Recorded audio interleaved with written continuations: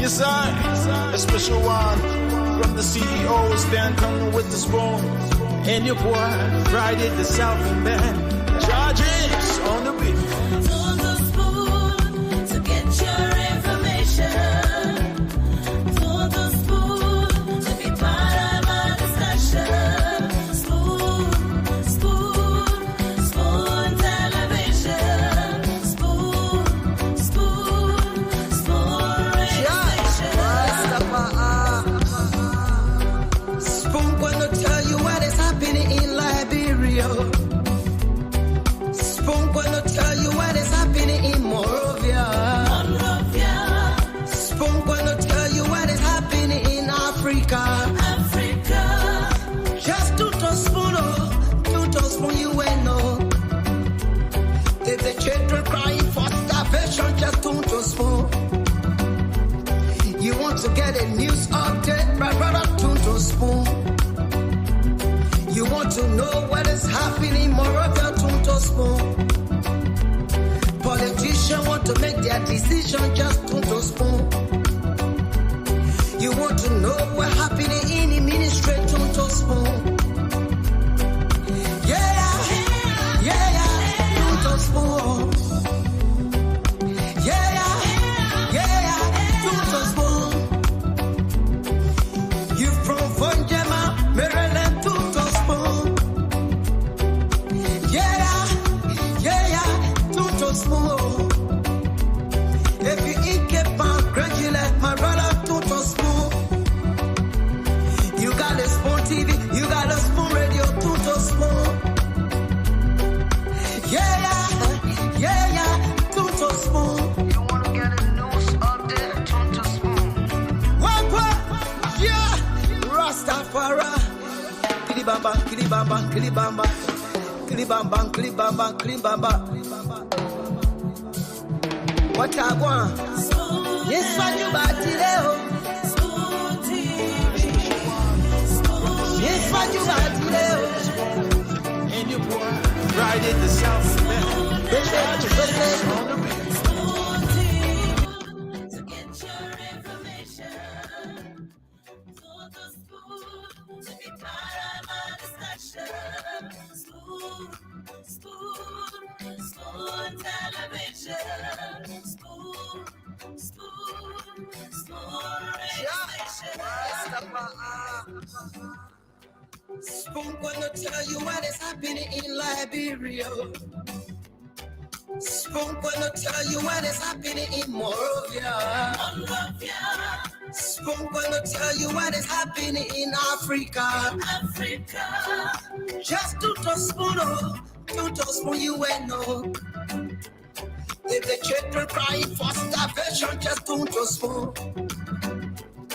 You want to get a news update, my brother, to spoon. You want to know what is happening in Monrovia, to spoon. Politicians want to make their decision, just to spoon.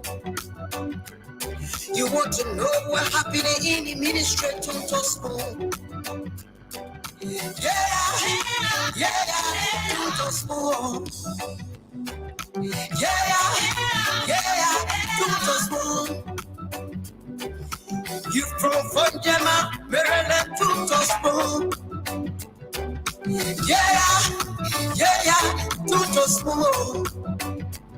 If you eat keep on congratulate my brother, to spoon. You got a spoon TV, you got a spoon radio, to spoon. To spoon. You wanna get a news update, to spoon. What? Yeah. Rastafari. Kilibamba, kilibamba, kilibamba. Kilibamba, kilibamba, kilibamba. What I want? Yes, what you got today? Spoon TV. Yes, what you got today? Spoon TV.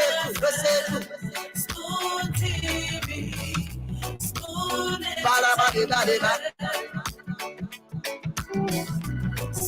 Skibidi dabado. Spoon TV. Spoon entertainment. Kua.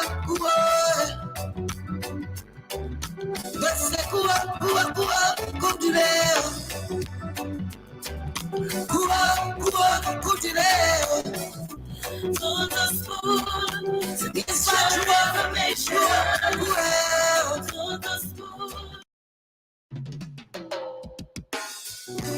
Yes, sir. A special one from the CEO, stand coming with the spoon. And your boy, Friday the Southern Band. Charges on the beat. Total school to get your information. Total school to be part of our discussion. School.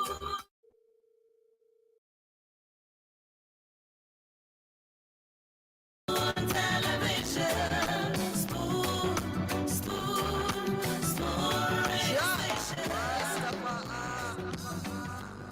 Spoon gonna tell you what is happening in Liberia. Spoon gonna tell you what is happening in Monrovia. Spoon gonna tell you what is happening in Africa.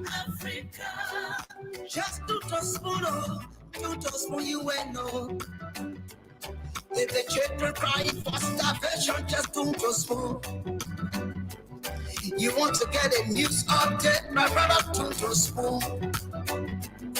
You want to know what is happening, Morocco, do to spoon. Politicians want to make their decision, just do to spoon. You want to know what happening in the ministry, do to spoon. Yeah, do to spoon. Yeah, do to spoon.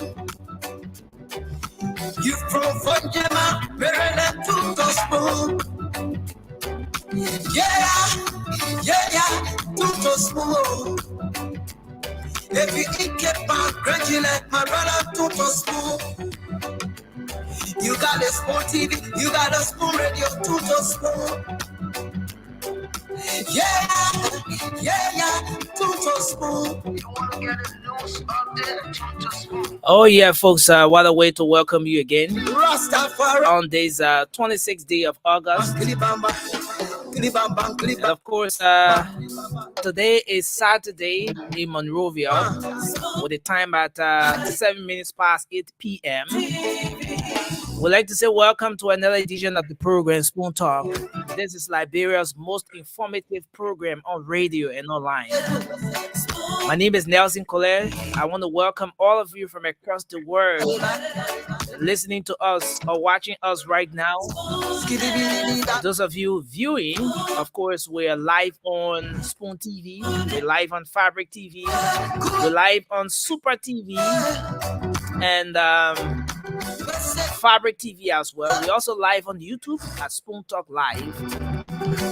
Well, if you're using your radio to monitor the program, let me say to you that we're live on Spoon 107.5 FM, Fabric 101.1 FM, and also Super 95.5. Welcome to the show.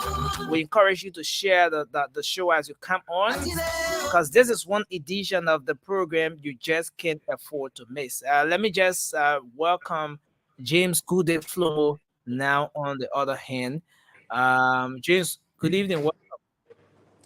Yeah, good evening, Nelson, and good evening, Liberia. How do you do?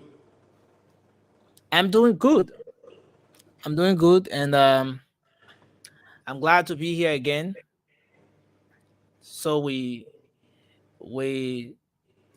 talk about Liberia as we wait for the panelists to come on. Yes, it's always great being here. Getting the Liberian people informed, and yes. So how are you? How was your day? Well, my day was good, and at least I'm welcoming a new day in a very good manner, specifically the new week. Yeah, Okay. so everything was okay with me, and I'm still good. I just Okay. been like today. I spent the entire day at home, so I spent some time following our politicians as they were moving around the capital and other parts of the country. So So today was not the usual busy day for you. No, I slept enough today. Okay. I Yeah, had an no wonder why appointment. you're not looking sleepy today on the show, because someone texted me the other day. The person said, Nelson, have you noticed that every time James comes on the show, he looks sleepy. He's daisy. That person not I see that the correct. Regency is backstage. Let's bring her on. She Uh, come on. I think she getting prepared yet. Yeah, that person not correct. Yeah, today the I person have. say anytime you come on the show, you appear as if you haven't taken our time to rest for maybe 1 month or so. That's true. I agree. Aha! Now there you have it. Thank you, Dr. Richardson. Yeah, sometimes you come from hustling. Sometimes no time to rest at that. When you come on, if you ever observe, sometimes we can be on the show. I can end the show with you. As soon as I go like that, I sleep. I will never come back. But Yeah, I thought you control sleep to some extent. I mean, like, yeah. I have about 10 hours. The I have no control over sleep. So when I come back home, I get like maybe 4 hours to do other things. So basically, I sleep for less than 6 hours. And normally, average sleeping time should be at least 8 hours per day. Yeah, at least 8 hours. If you go beyond that, it means it's really okay for you. Normal human being, you should sleep at least 8 hours. Your body will be okay. But sleeping huh? 4 hours, eh? Dr. Richardson, Yes. you heard James. 8 hours at least. Yeah, normal sleeping time for human being uh, to really That's get good rest at least is 8 hours. But if yeah. you sleep beyond that time, you are not being fair to the body, and it has good side effect on you. But when you get used to it, you cool with it. You can move. There are people who don't sleep even for 4 hours, specifically to where that the regency is. I Some want to people, them. Sleep is ah, sleep is overrated to some degree, but you're right, James. You yeah, know, we tell our people, the people that we work with, that they need to sleep. Sleep is so important for your mental health. If you don't yeah, get if you don't get sleep, you are no good to yourself or others. But yes. yeah, I wish I could follow that advice, but I don't. I often do because So that is simple. That's what you do. Just do it 3 days, 3 nights in row. Sleep for 4 hours, 4 hours. The next time you start getting stress on your brain. You start getting stress. No. For me, I think it's a bit different with me. So the first thing is that I have so much control over sleep when I've not falling asleep yet. So if I say if I decided to work until from now on to 5 a.m. or 7 a.m. tomorrow, I will have control over it. But where the problem comes in is when I fall asleep, no. That I is. most times don't have control over when to wake up. Like maybe you say I just want to sleep for 2 hours or 1 hour. No. No, you know the It's eight very hours. difficult with me. The 8 hours are not really directed to midnight. The 8 hours can fall Yeah. between daytime, nighttime, or afternoon time, whatever time. Just sleep for that time. you can be enjoying your sleep when you're sleeping. That's why it's hard to wake up, huh? I'm telling you. But Because here you go into bed. Sometimes you have to know the time you go into bed because when you sleep beyond certain time, you will not go. It happened to that's me. why I we think have the alarm clock. yeah, Yeah. You gotta wake up according to the alarm or tell somebody to wake you up. Otherwise, yeah. Like while I'm doing my vacation work, right? We mhm. go to work by the bus time for us around 4 o'clock. Oh That wow. is 4:50. 4:50, the bus will be there, and the bus should pick up at four. That is 5:02. Mhm. So if you get there 30, that is 5:03, you late. The Yep. bus gone. Now you see why I'm time conscious, right? Yeah, that's the reason. When you get there 3 minutes after 5 or 4 minutes after 5, you are late. The bus Yes. will go. So it happened to me one time. I came from Warsaw. I went there. I said, let me rest for like 2 hours. When I got it, it was like 6 minutes after 5, when I got there, the guys were gone. So when I called the company to send another car for me, they said, today we will not mark you out, son. We know the reason why. So just go back. I did not Yeah. go. Yep, that's it. You get in the system now. Right away, you just have to call them and let them know the reason. And I was fair. I said, I overslept. You're honest. Yeah. Mhm. But you don't lie. When you lie, the finder, you finish. That's true. You don't lie. And they got ways of finding out too. Oh, yeah. They have one lady who can detect lies. Yeah. Yeah. Imagine that. Oh, Nelson, they get people who can look at you when you're talking, they know you're lying or you're talking true. Yeah. Oh Yes. yeah. Anyway. Even your From lip, the way you experience- move your lips sometimes, if Your they're not eyes. hearing, you can interpret your lip as Your well. lips, your eyes, your demeanor, all Yeah. kind of things. They can interpret everything. Even the driving issue I'm talking about, when I was in Liberia, I've been experiencing the situation with my eyes, right? When that is when the sun shining like that, my eye tears will be coming. When I went for the test, man, Liberia would be on time, man. She was like, so glad it comes Imagine that. What? Well, I tell you, the old antiquated system versus the new system. No, our system is backward. Let's be fair. Here, before you go to driving school, you have to go for medical checkup. They have to do your eye test, your psychological test, and after that, you need to go and do the state test. When you pass that test, then you can go to your driving school. Now, like in Liberia, I go sit down in one driving school. So when I went for my test, the first test was eye test, and even in class, I had to sit at the back because I can't see the board clear. The man was pointing at 7, at standing way behind saying that 2, that 3. He said, no, you need glasses. You can't Of make course. it. Yes. He said, you need glasses. Right there. The people will not let you get on their road with no problems. No, you look you at my can't face. just have an accident. Go kill Yeah, people. 1 or 2 times he told me you can't make it, you need glasses. Right there, he marked, he said, the man need glasses. He can't drive without glasses. But in Liberia, I get time. But Justin say I went to some of that yard. You just we around there a couple of times. Yeah. Yeah. That's the richest thing.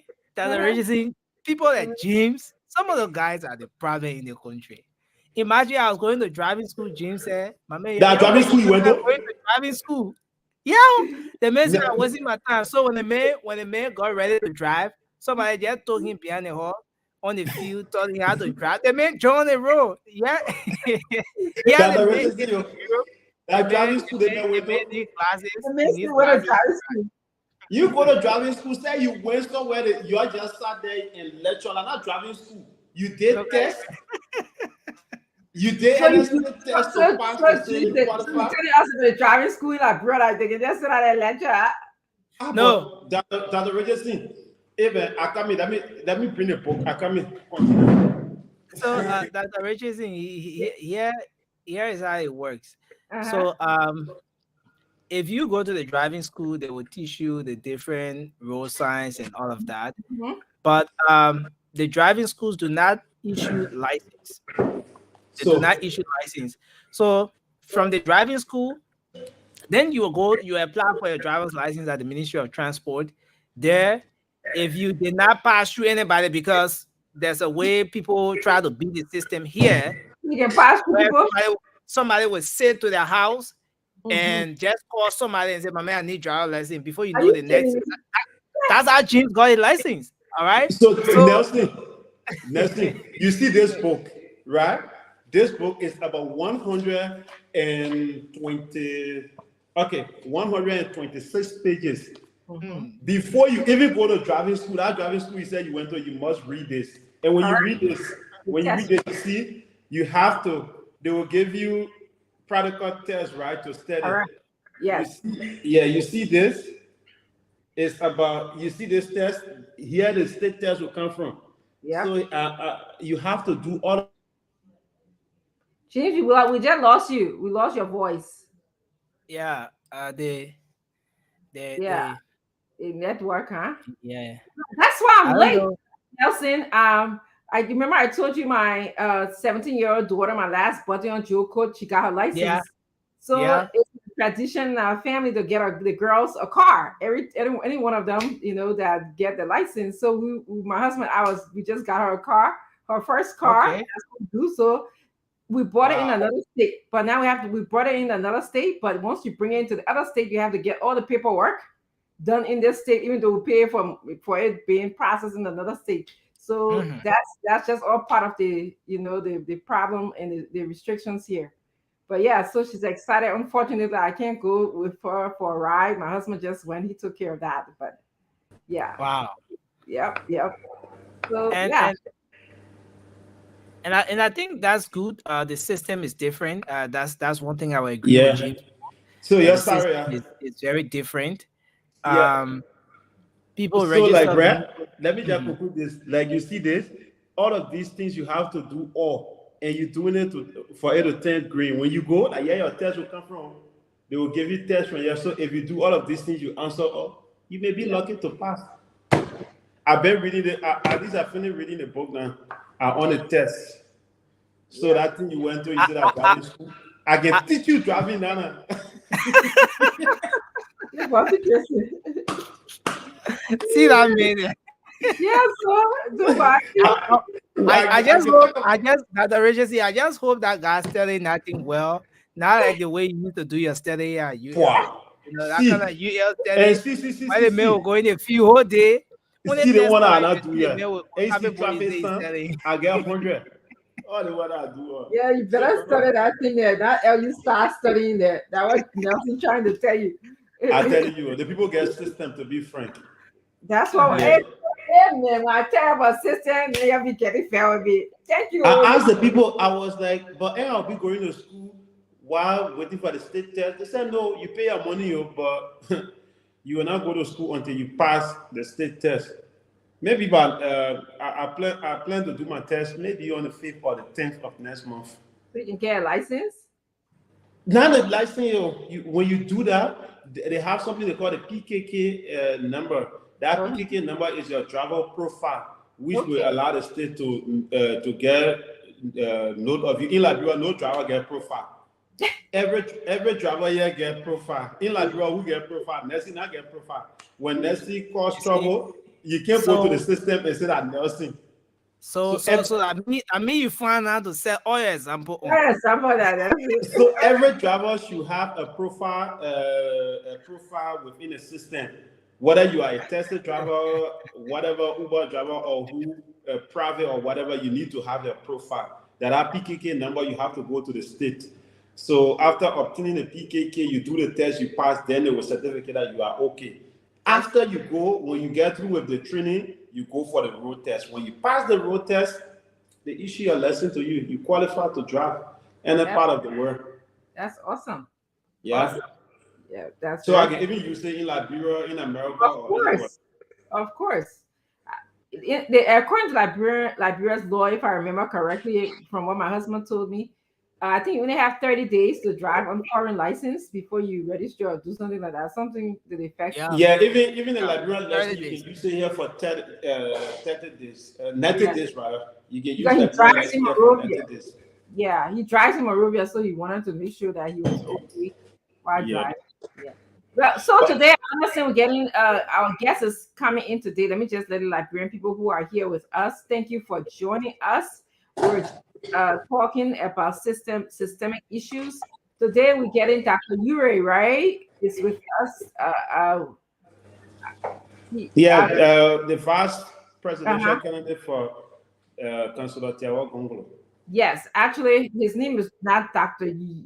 Ure is not his former name. What is his other name? I want to call him appropriately. I think it's Dr. Emmanuel Yapawolo. Okay, Yapawolo. Okay, so it's Dr. Yapawolo because we know that he took on the name of his parents. So I want to be appropriate and politically correct and personally correct and call him his name.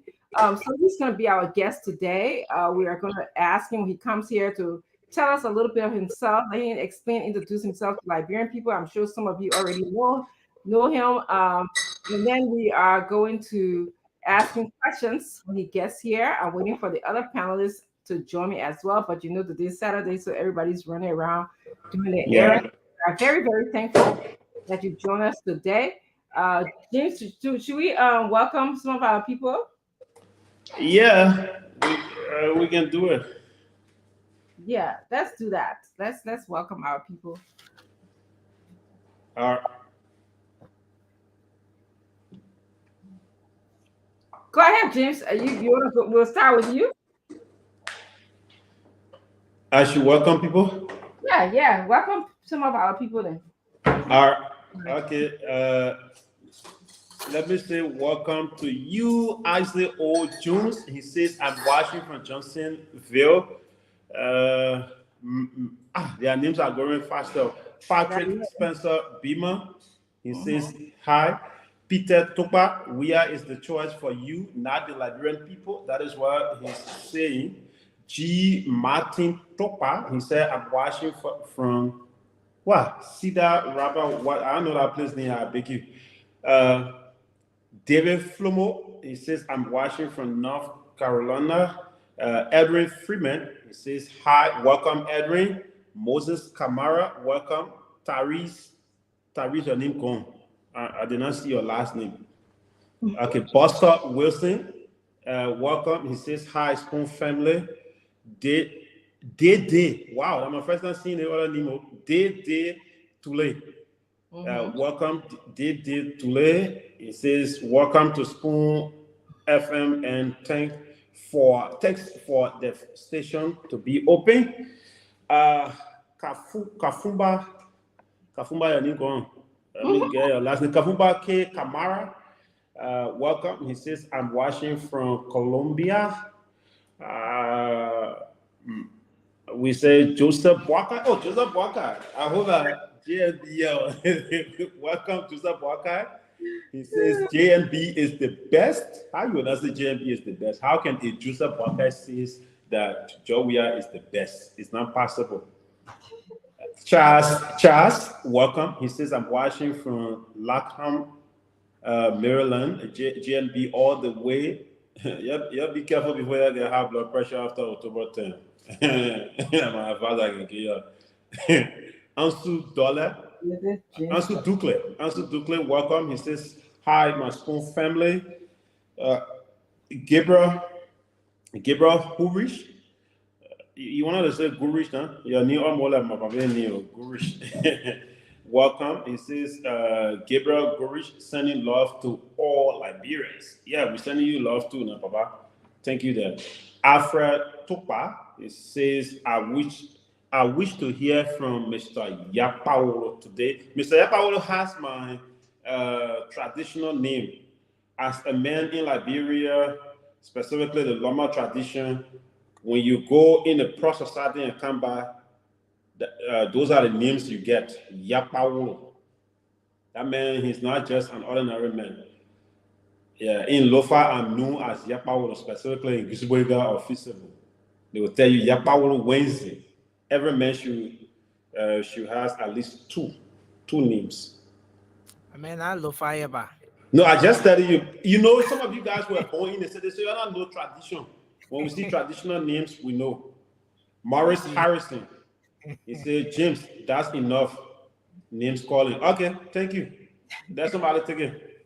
Okay, Nelson, yeah, why don't you take it and then I'll be the last as we wait for our panelists to come in. The man that want to bring politics inside now. Okay, so I see Clarence Benson. He says he's calling from Canada.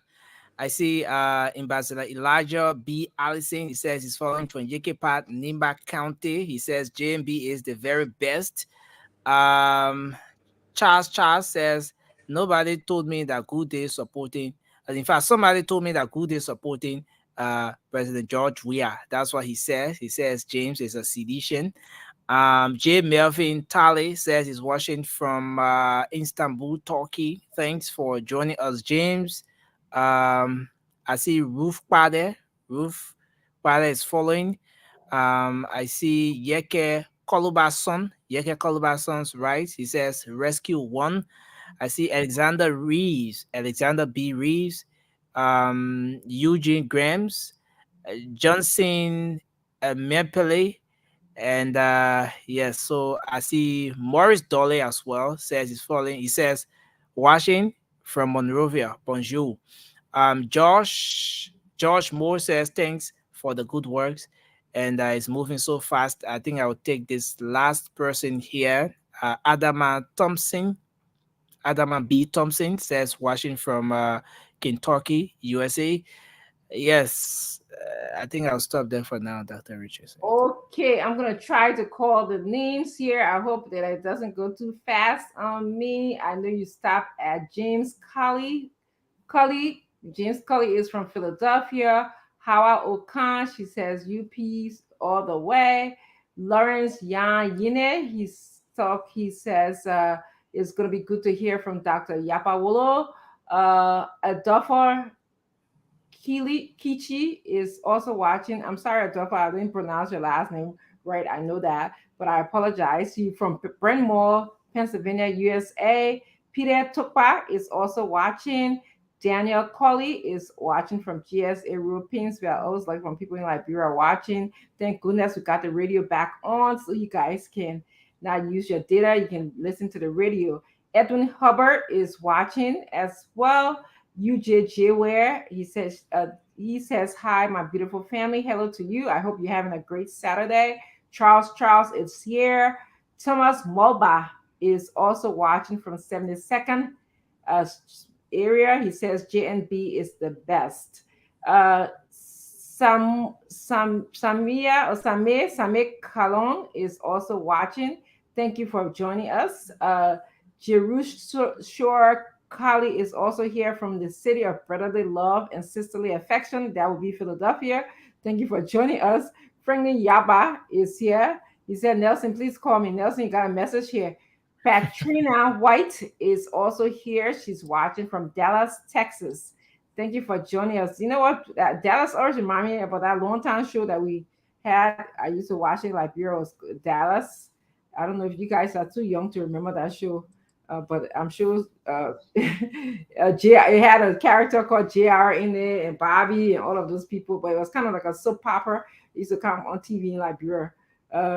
So James Barbon is also here. He is watching from Kunkletown resident, and he says UP is the only rescue. Okay, oh James, yeah. my Kati Sanor, JNB number 2. Edward Bena says, hi, Doc. Hi, Edward. How are you doing? Jan Kofa is watching from Kanwi, Nima County. To all the people in Kanwi and other parts of Nima, we say hello, yeah, from Spoon. So thank you for joining us.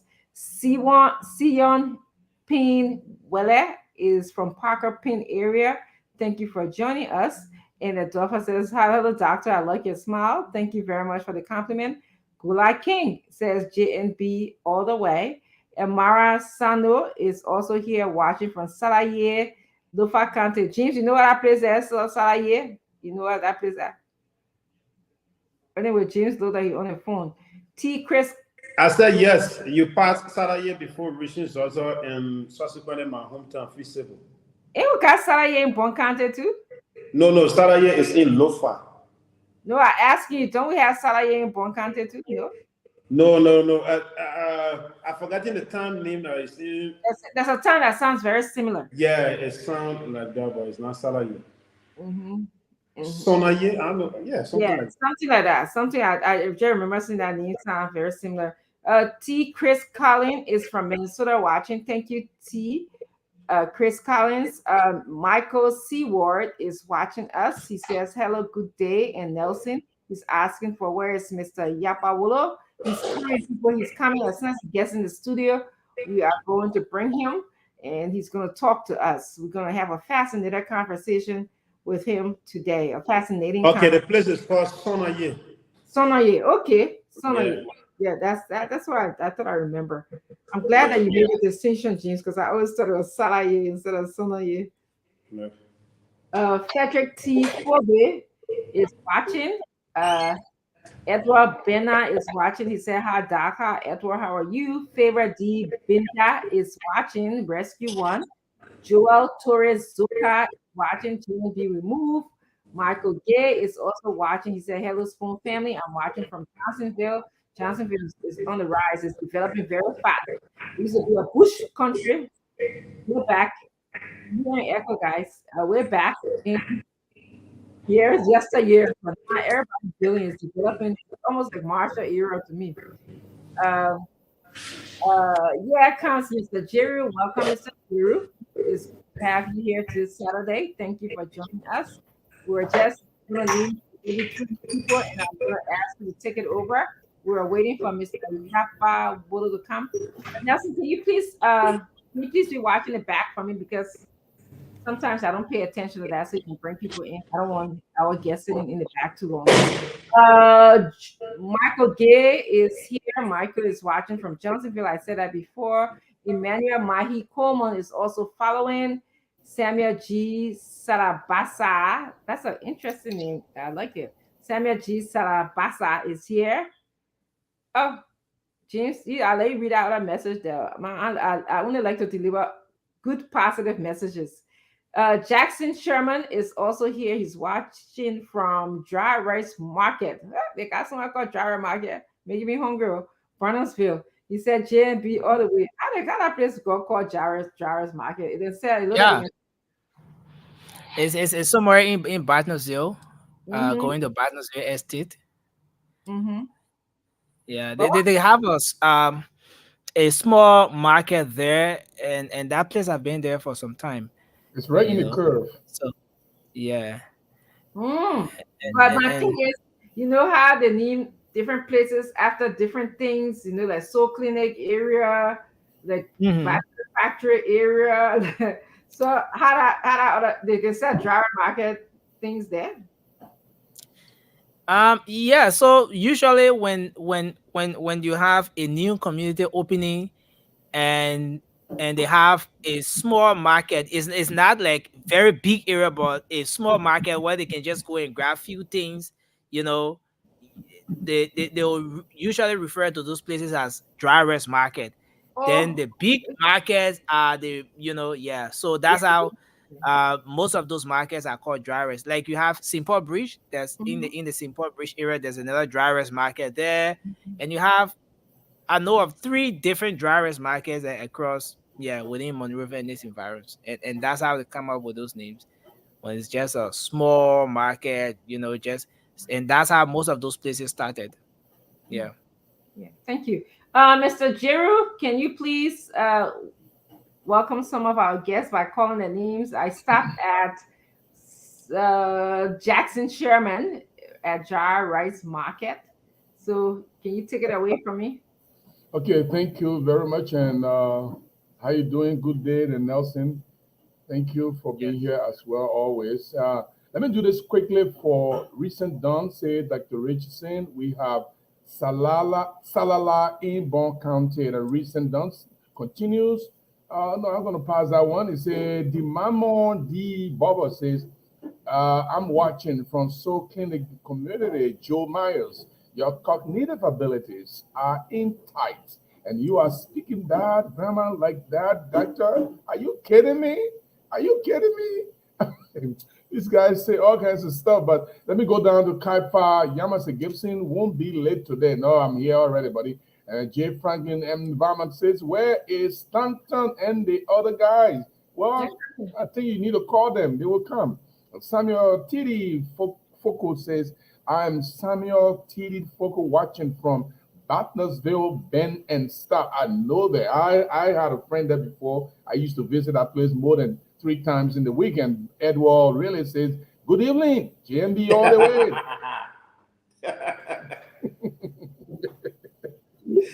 Where I didn't say anything. No. I just say a friend. Jimmy won't bring problem here. Don't mind. What Jimmy. kind of friend you visit more than 3 times in 1 week? Yeah, God. You getting What you want to get from there? What is benefit you get from visiting one person more than 3 times? Yeah, God. You very troublesome. And I thought you were married. My website is not right here. My website is not right here. She laughing. So That's so bloody.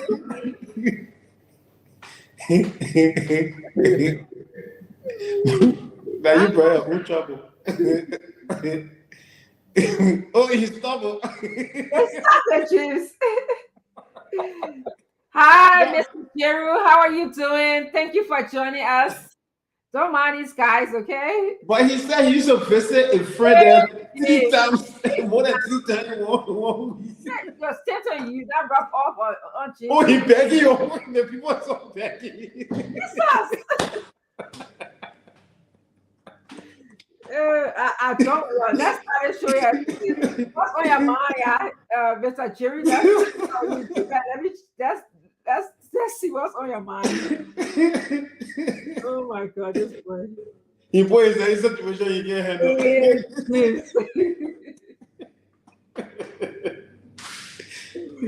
Anyways, I'm done, and I was able to stop right there. So, Yeah, Santa, welcome to the show, yeah. How you doing today? Man, I'm doing fine. Hungry, but okay. Go get Chinese food. No, I'm not eating Chinese food. I ate it yesterday. It wasn't good. Nah, I'm not eating Chinese food. I'm going to get I'm going to drink a pepper soup on the Saturday. But wait. So we forced that Yakwawudo to appear today on Spoon Talk. It's like we force him. What do you mean? Because Dr. Yakwawudo, I don't know. The doctor, he doesn't want to appear. No comment. We have our brother daughter appearing yesterday. We asked him about 100,000 and he got confused. Dr. Yakwawudo, our friend, we're treating well. Sometimes you don't know where we're coming from. Did we get any message from him that he's unable to make it? No, he's coming. He's coming. Okay. No, he's coming. No, he's coming. Okay. I've confirmed it that he's coming. So no, he's coming. They want to do a fundraiser in Minnesota, so that's why the man won't come and promote himself. But the issue is about Liberia. It's not about the money he won't raise. So that's true. Man, I get a lot of bad information about folks. Let me greet the folks first. I don't want to be that. I don't want to be that James and Mr. Gibson.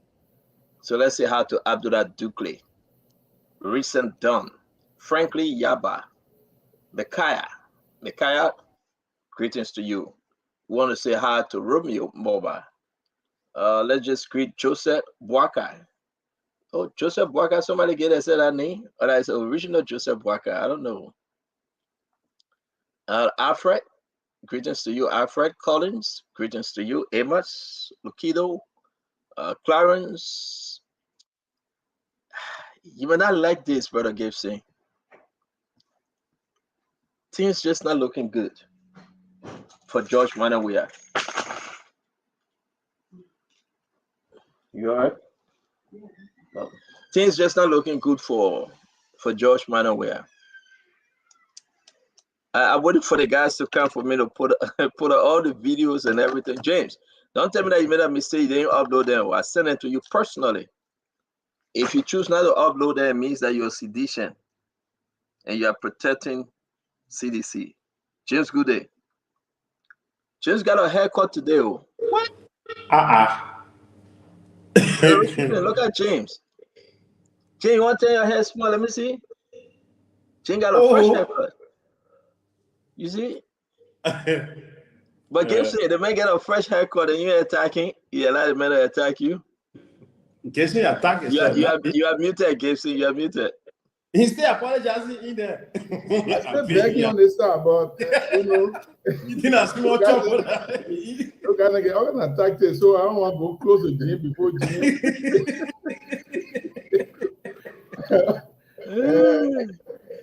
Just laugh. Just laugh and ask one question. The whole place tells us down. Then when I go there, I think I look for my own group. But folks, we're going to be joined by all the crew, everybody coming on for us. Have a wonderful show. We want to say thank you. Thank you very much for joining Spoon tonight. A good Saturday. Let's just chill and let's just have fun. Our guest for James, can you meet yourself? Our guest for tonight is Dr. Yakwawudo Yire, the Vice Standard Bearer to Tewangonglo from LPP. He's in the United States of America. We're going to question him the way forward for LPP. We want to know who is he, what he brings to the table. He was running in district number 4, Bon County, and then he was tapped by Tewon Gonglo to be number 2 on his ticket. It is important. From nowhere to somewhere, we went and listened to him, read about him. I don't know whether it was true that he would say he was a child soldier or he was forced into being a child soldier.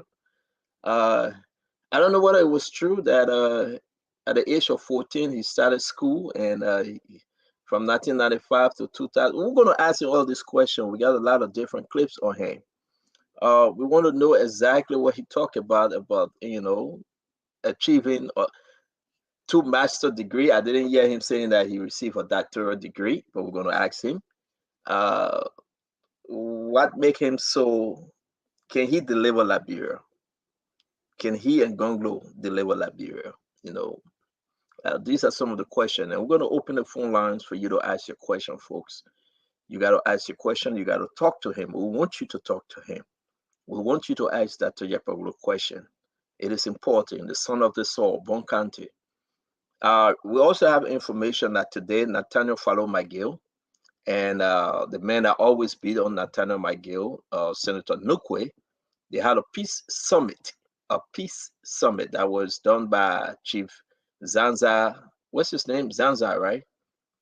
Edo Zanza. Zanza Kawa. Can you put those pictures up? I sent them to you, James. Can you please? So they had a peace summit somewhere in Upper Magibi, and Senator Nukwe said he would be supporting Nathaniel Fallow McGill. This is very big because you remember Senator Nukwe said he would not. And James, can you find a clip that he's saying he will not support Nathaniel McGill because Nathaniel McGill is not from Magibi? But based on what we received today, our guys were at that meeting that Rich is saying. I want Liberians to hear and hear us very well. He is now saying, because he was called by Chief Zanza Kawa, and they met and they discussed, he will be supporting Nathaniel Fallow McGill. In other development, we want to let you guys know, our fellow Liberians, George Manowe, as I said to you 2 days ago, hey Gibson, when we started posting, they don't listen to us. He said he would never be on the campaign trail with Maurice Setoma. Never, ever. As evident by what took place today. We will play all the clip for you to listen. George Manowe is done with Senator Maurice Setoma because the people boo him. So he said he cannot be seen with Maurice Setoma. So everywhere he went today in bombing, he spoke about himself and Fina. And he never make mention of the name Maurice Setoma. Everywhere he went, he said Maurice Setoma is a bad luck man. He had never been booed in his life before, and because of Maurice Setoma, the people boo him. So we're going to show you guys the clip. The clips are out there. This is the pictures for Nathaniel McGill with a red face cap and that of Senator Nukwe. In the middle is Chief Zanza Kawa. All the chiefs, all the elders came together and said, you guys are from Magibi County. We have to discuss this. And they asked Nukwe that the elders are here. You must speak or forever hold your peace. And after this meeting, you must support Nathaniel Fallow McGill. As you can see, this is today's picture that Rich is in. Nathaniel Fallow McGill has sealed the deal. I'm not saying because you say I'm supporting Nathaniel McGill. No. I am telling you, and Gibson, you will speak on this one. This is how politics work. This man beat McGill. He beat on Minister McGill. He sent his people like that to Tenny to beat on Minister McGill. But then see what's happening now. Let me come to you first, then we'll move on. Gibson, how can you explain this?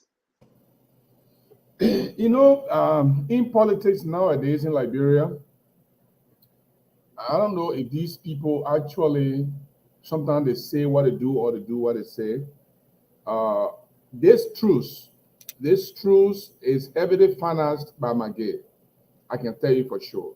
It's heavily financed by McGill to bring all the elders and have you he and Nukwe to smoke a peace pipe. There's a lot of money that went around because it's not possible for Nukwe for all the elders to come together to put their word back together to smoke that peace pipe without somebody spending some money, some good money. I will not even be doubting that some money crossed over to Nukwe. So it's unfortunate that these people will fight on issues, and then just out of the blue, they go back together as friends just because they want to achieve. This is our strange bedfellows, right? They call that strange bedfellows.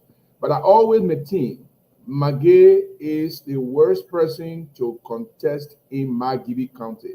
If Nukwe and others are No, supporting no, no, Magay, no. So take yourself from there. It's not about you. I beg you, Gibson. I want us to focus this thing no, I mean, on the fact. No, no, I'm no, just no. I giving want us my to opinion. Gibson. No, you know, sometimes you made this thing about you. No, we don't care about you. Go back to Grand Gita. Go back to Liberia. Go back to Monrovia. We care about you. Let's talk about the people. Every day you say for me, for me. We care about you. You say that in South Dakota, North Dakota, Minnesota, you enjoying yourself. Let's talk about these politicians, Gibson. Sometimes I get so angry, I won't leave the show when I see you coming on. I want to leave. Look Tell at you the truth. I clap for you. I clap for you. listen, Mrs. But Jefferson, So you want me to say okay? the people believe Magay is the worst person? You want me no, to say I'm not that? saying no, I'm not saying that. But my question to you, seriously, Gibson, Yeah. you're making some good point, right? You said maybe money move over, but this is politics. If it is true on what you are saying, how that then look at Nukwe. So then was Nukwe sincere? When you No. say That's my what gay, I'm you not saying. from That's my the dirty gay, part of it. my That gay was you where this, I my was gay you going. that. So that's why I Santa, want you to go. The Nukwe man, his role he Santa, played. if Yeah. I believe that Magay is the worst person, then I want to question Nukwe's own moral standard to agree to such a truth to be able to support Magay. That's where I'm going with it. If I believe he's not a good person for Magibi County, so how can Nukwe at the same time support such a man or even stay with such a man and even try to support him? So Nukwe and others, they are just deceiving the people in Magibi County. That's They my all point I'm have, making. yeah. So can I come in? Yes, ma'am. I have some questions myself for both Nukwe and McGill. And it seems like the argument was about, does McGill live in Magibi County? Yes. So that's something that needs to be determined. It was determined by NEC, and NEC say yes, my girl is a resident of Magibi County. That is done. That case was closed. Well, if NEC says it, that doesn't mean that it's done for me. It's questionable still. But why you say it? I said no. You see, again, I will say this to you. No, let me. I don't want moderating now. You want me to talk? Make it. Oh yeah, you go get. Go get Solo. Mr. Solo. Mr. Solo was just here. He explained a story to us about NEC business. So I'm not talking about Mr. Solo. I got different theme I had. Dr. Richardson, I beg you allow me to take a few seconds and ask you a question. I am not talking about Mr. Solo, right? And Gibson, maybe you can buttress what I'm about to say. The issue here is that the National Election Commission wrote a letter to Nathaniel McGill and said, yes, you live in Magibi County, you can contest because McGill was sued. So how now you are telling me, say, well, I'm not satisfied. It's not based about you being satisfied. Yeah, go ahead. Is it possible? James, can you pull this thing up? I'm sending to you, please. Is it possible that NEC in this case, they're not mad, they're not wrong in all of the cases, could have had a misjudgment? I don't think so. Okay. I really don't think so. Okay. If you ask me that, I don't think so. That's my first with McGill. Okay, go ahead. With Nukwe was, Nukwe in 2017 ran on the Native People Party. I'm sorry, Liberians. I have an issue with that. I think we should be pushing unity in Liberia. We should be pushing people getting along as opposed to pushing divisiveness in Liberia. And for some reason, except maybe he changed his mind, which I don't know how he feels about that, but that's exactly why he established his PUP party. So when I hear from both of them at this point, then I can't really say much about their coming together. And lastly, I think Jerry is right. Anytime I see Sansan Kawa somewhere, there's something underneath it that I gotta say about that. I think Maggie lived, if I'm not mistaken, in the Dawson area. I think he lived. He passed my place. I mean, passed his place, and then he go to my place. So I think we live in the same Maggie area. I believe. I think that's why they gave him the go ahead to contest in Maggie County. I don't know the exact era. I can't remember now, but around VOA era. I think so. It's in Maggie. I think that's why he's contesting. But the point is, these people have fundamental issues. They have fundamental issues. Nukwe detest Maggie, and now that he is accepting Maggie, so is he going to campaign for Maggie? Is he going to support Maggie for senator or Maggie? So what are the moral standing of these people? Let me say this. Let me say it. When these things were happening, right, folks, listen to this. Senator Emmanuel Nukwe finally bowed down to former Minister Maggie as he begged the traditional chiefs to settle the political dispute between them. The two people will be meeting tomorrow, which is today, in College Kent Town. Understand that. This is about George Manawia. George Manawia openly said, listen, Miguel is my man. George Manawia openly said, Miguel is my man. He will be on the CDC ticket. Wow. James, you are distracting us. I don't know who you're talking to. You are distracting us, James. He said, George Manawia is my man. You will be on the CDC ticket. And George Manawia put Miguel on the CDC ticket. Wow. And Miguel is a sedition. He running on the CDC ticket. Nukwe now, understand that. Everybody getting mad with Nukwe. Dr. Tani, Nukwe told Dr. Tani to insult Miguel and say Miguel kill people. So if Nukwe coming to beg now, Dr. Tani going to come and beg also and apologize for what he said about Miguel. He will apologize. They are sedition are demanding it. But here's the issue. You have a faction of sedition that just don't like Miguel. The Samuel Twer and the rest of them. They don't like Miguel. They will do everything to create a problem that Miguel don't win this seat. You have them. You have the Samuel Twer. You have everybody that just totally hate the guts of Miguel. So whether money move, the end of the day, I will ask you, my brother, who wins? It looks like Miguel won this one. Kipsy, can you tell me? I think Miguel won this one. But it's still going to be a problem for Maggie when Miguel wins the senatorial seat. I don't know how they're going to vote for him based on everything that has taken place. He won this one politically. People are bowing to him. I think George Weah is pressuring some people to bow to him. And you raised a point about Tenney. Dr. Tenney is Nukwe's friend. There you go. They are all against Miguel. So if Nukwe is now making peace with Miguel, is Tenney going to be the next person? Or is he going to The president cannot see Tenney. The president cannot see Dr. Tenney. They refuse him the position at NOCA.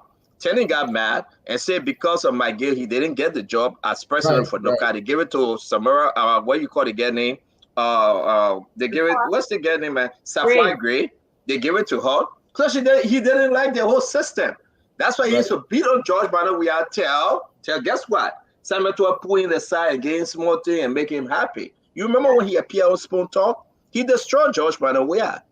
So that he ended up frustration on Miguel. And at the end of the day, he made Nukwe now set it up. Nukwe now have called and said, my man, he bowing down to former minister Nathaniel Miguel. This is politics. This is not child's play. And everywhere Miguel go, let me say this. This is not about Miguel. You know me, I will say as it is. James, that you put on the video, I say you, James. Hey, James, you wasting my time. The Miguel 2 video is not up. Where is it?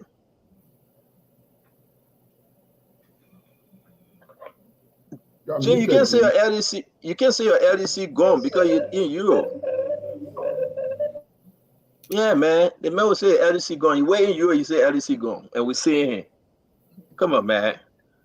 Yeah, the picking got funny picking. The Miguel video that I sent you, the people talking about Miguel, I want to say something about it. Okay. My man, So, yeah, who the woman you talking to? when you come, they will see him in the background. Okay. The man making That's phone it. call on our show live, and he didn't No, even sorry. mute himself. I swear, I've been on mute. Sorry, yeah. So about Dr. Richardson, this is very deep, and I think Miguel won this one. People can say what they want to say. You hate Miguel, you don't hate Miguel. CDC fighting themselves. Samuel is a friend. Give Miguel 9 years. Samuel don't want to give Miguel 9 years. Sedition, they don't want to give Miguel 9 years. Samuel ain't crazy.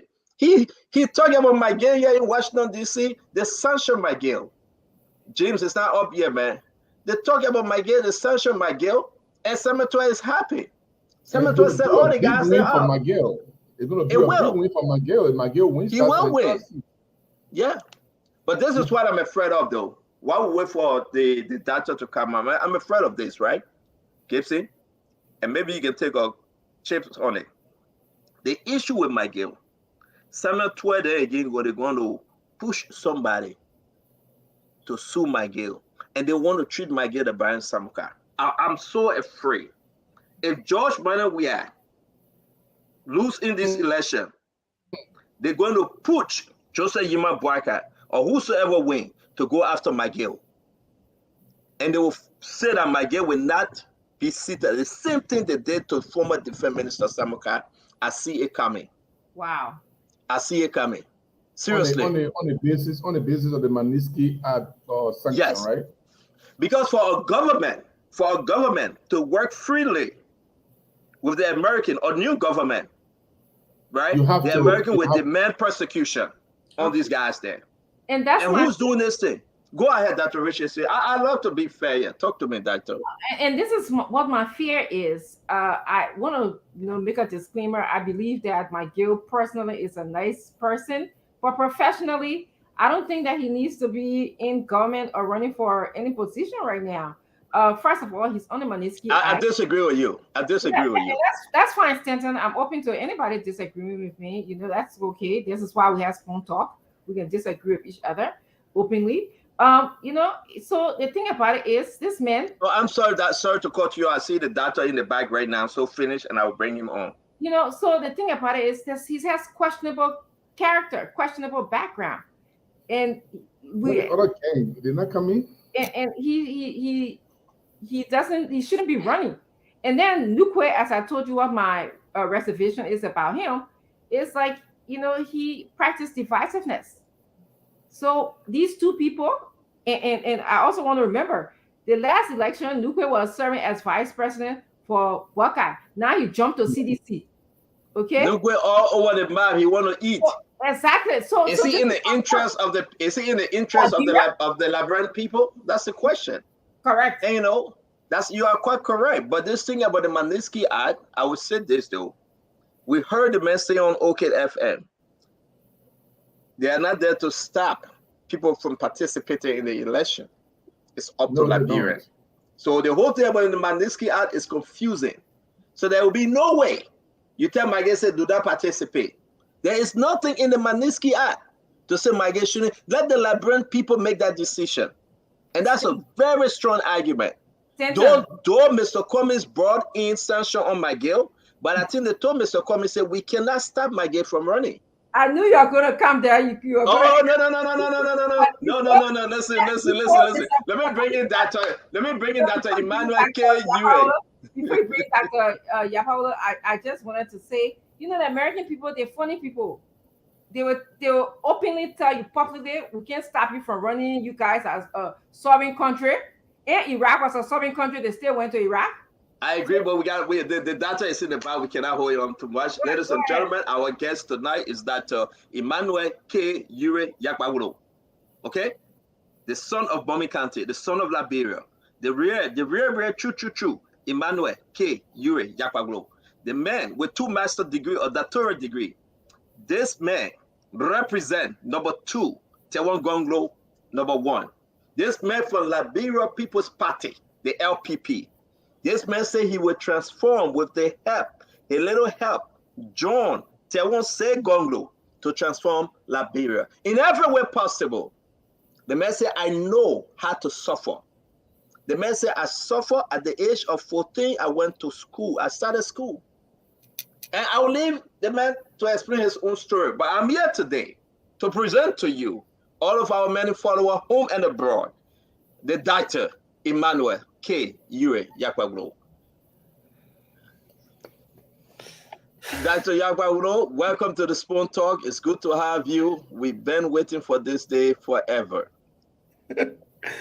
Wonderful, Stanton. Thank you very much. I really do appreciate the warm introduction.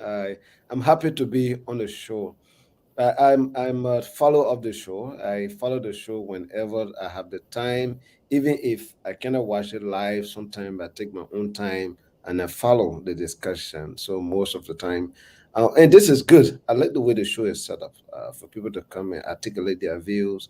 The media is helping our landscape, political landscape of Liberia. I'm happy to be here, Stanton. Dr. Richardson, thank you very much.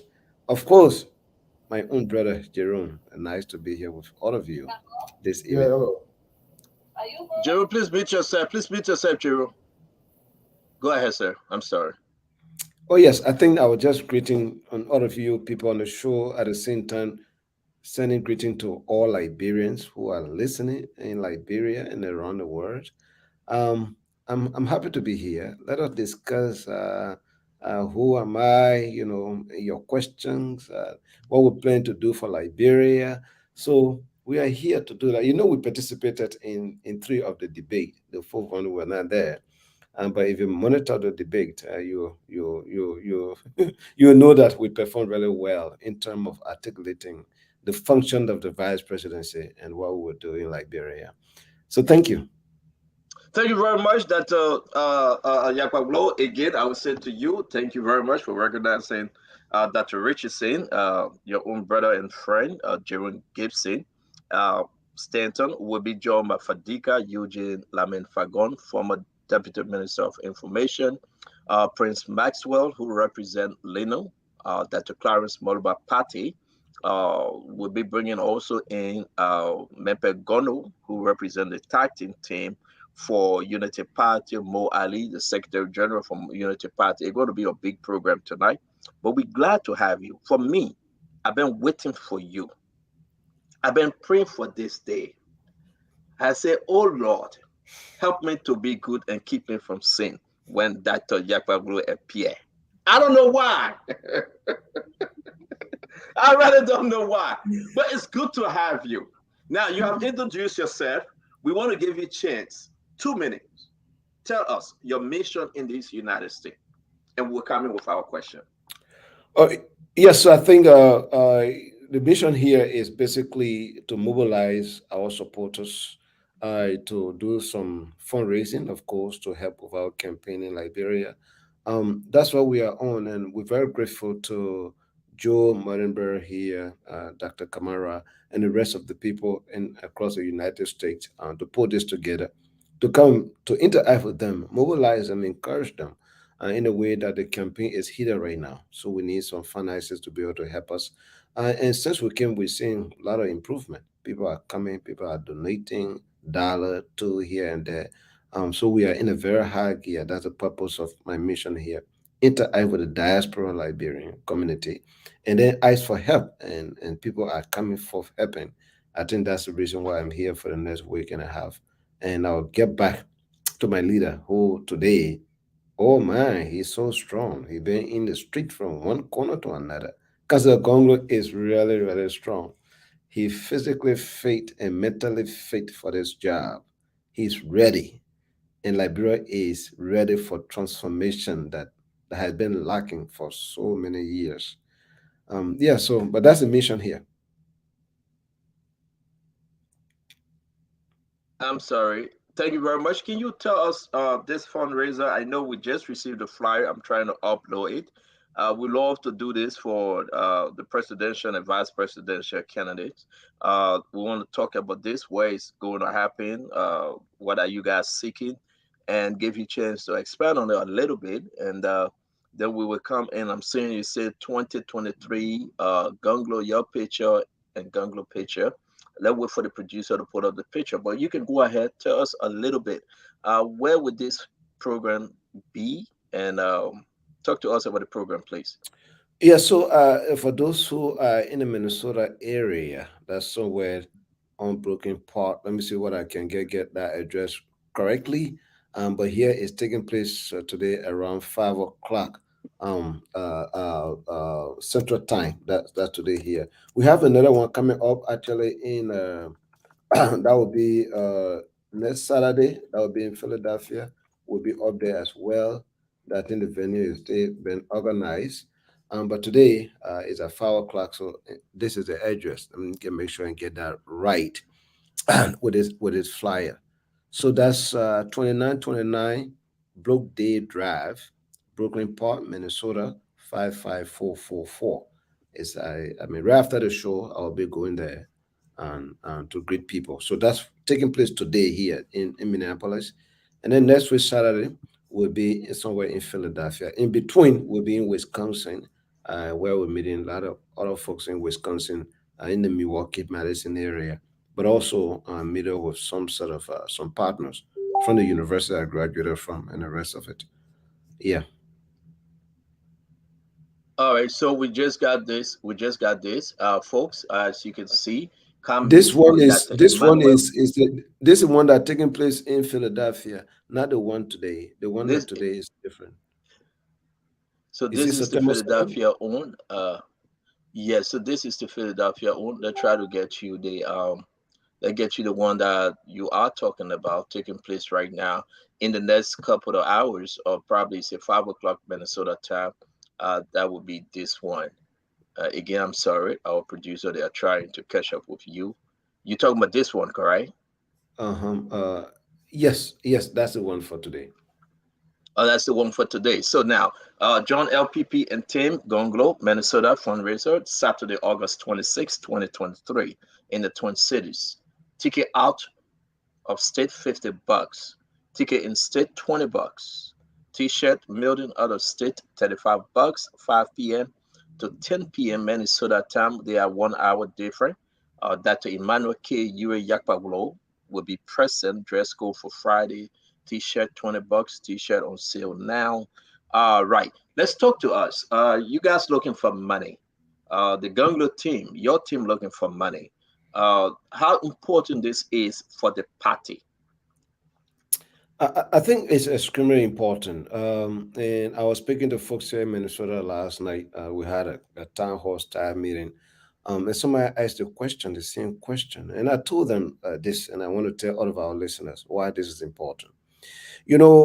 Myself, I spent a lot of time here in the US. Something the pressure on people in the US is too much because when life is unbearable in Liberia, people in the US, what are school fees? What are the same money for food? Somebody's sick. Somebody, all kinds of requests coming to the diaspora community. The reason is that one, our culture allow that, right? We do help family members, but if your family members not doing anything, the country, the poverty rate is so high, then the pressure is on you. We are coming to give an alternative so that employment is created in Liberia. People work so that Liberia will take ownership of their economy. And so when life is improved in Liberia, life is also improved in diaspora community. Then that means the pressure is lowered on you. Not every little thing that's going to come along your way. So if you donate $1 or two today, it's really an investment. That investment is really for yourself, but it's also beyond yourself that way. So that's the reason why it's important for people here to donate. And we're not asking for, we're not asking for $1 million and anything like that. Our campaign style is completely different. We have a lot of volunteers. These are men and women, young people, all who are going running campaign. But as they're doing it, sometimes you need transportation, you need a motorcycle, you need to fuel the motorcycle, you need to give them food, as they do it. So we're not looking for a lot more money. We're just looking for the basic. And people are responding. And the little one we got, we use it so much and the kind of impact we have created. So we get asking people to help the process. So we get and across the finish line and set the country on the right trajectory for the country to grow and for the country to gain its independence economically, because Liberia has not gained economic independence. What we have is political independence, and that's a kind of ideology and the value system. Because Gonglo, through all his life, he embodied that, and I joining him now to help him to do that.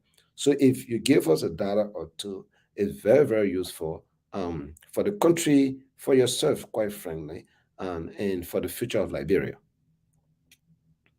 So all right, so we're done with that. Again, we show your flyer. We are promoting your program for tonight, and we're inviting folks to join you. Our brother Fadiga is in Minnesota. I think he will be there when he speak. He's gonna tell you whether he's gonna go and shake your hand and take some picture with you. It's just picture. He's not endorsing you, sir, because he's represent Joseph Yema Boycott. I do not want to get in situation I can't handle. But again, let's get to the question and answer. Welcome to the Spoon Talk. You don't And we know hope if you I are. can with us. I don't know. That's true. I don't know because Fadiga quit to endorse, so I don't know.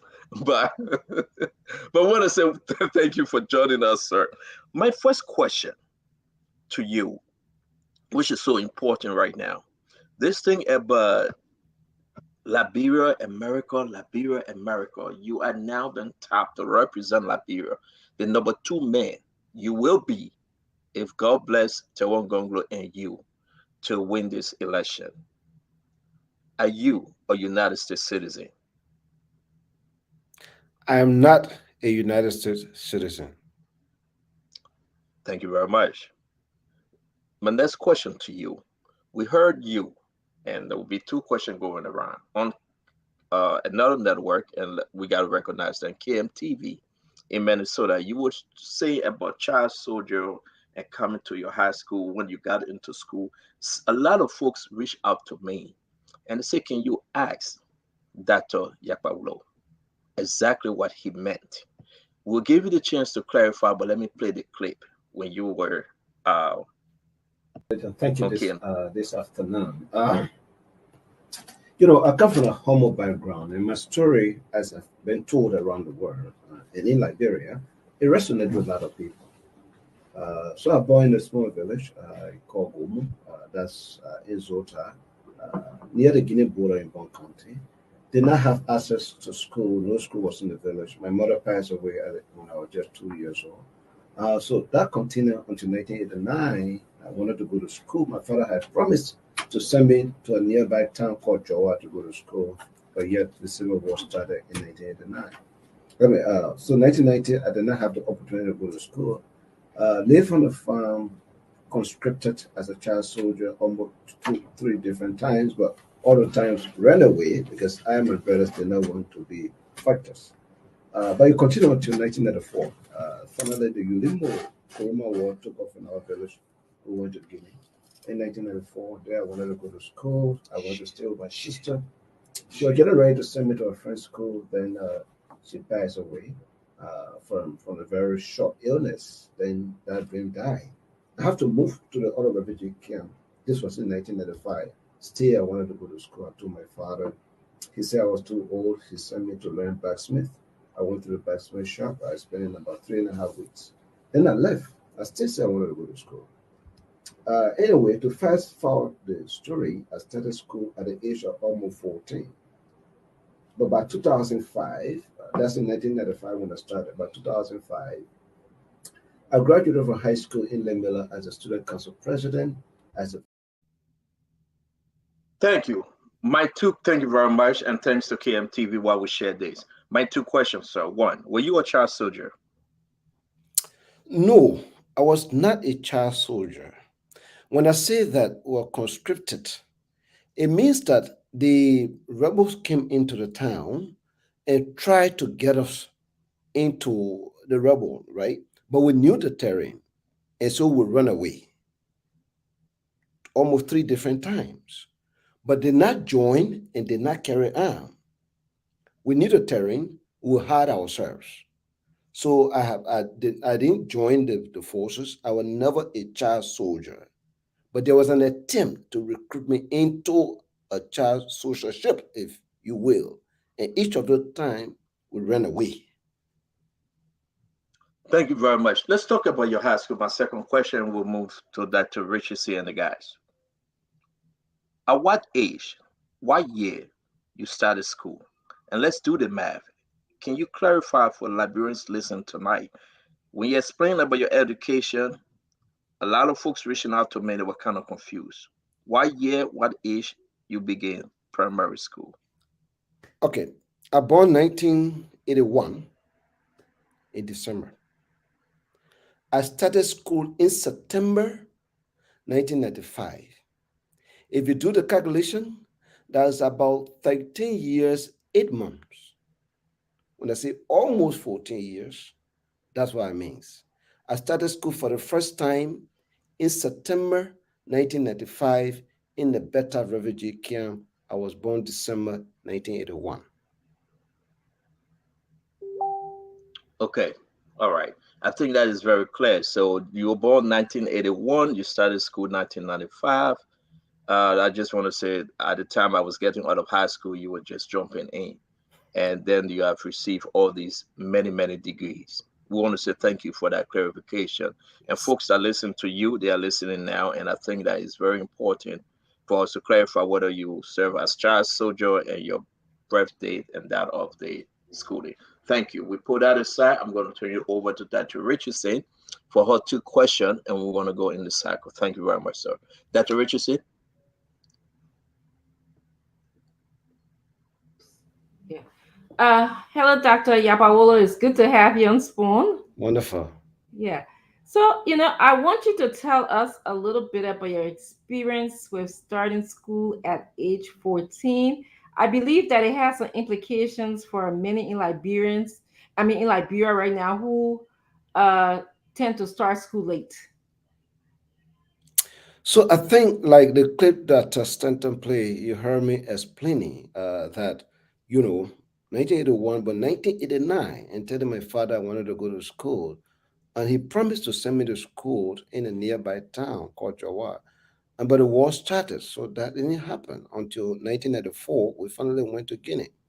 I really wanted to go to school, and this story is really a highly summarized form, right? And normally, because if we were to explain the entire thing, it's going to take a lot of time.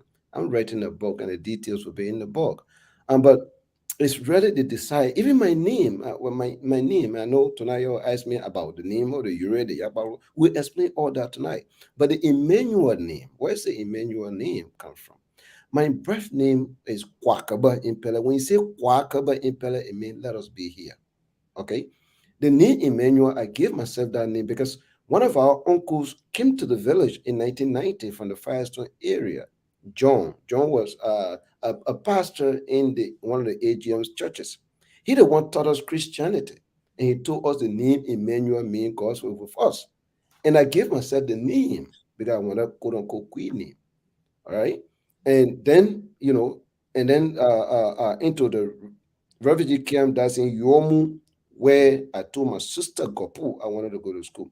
She and her husband, Jared Gautier, Jared Gautier is in Zota today, the district are running. He stayed there today, an ex-military officer.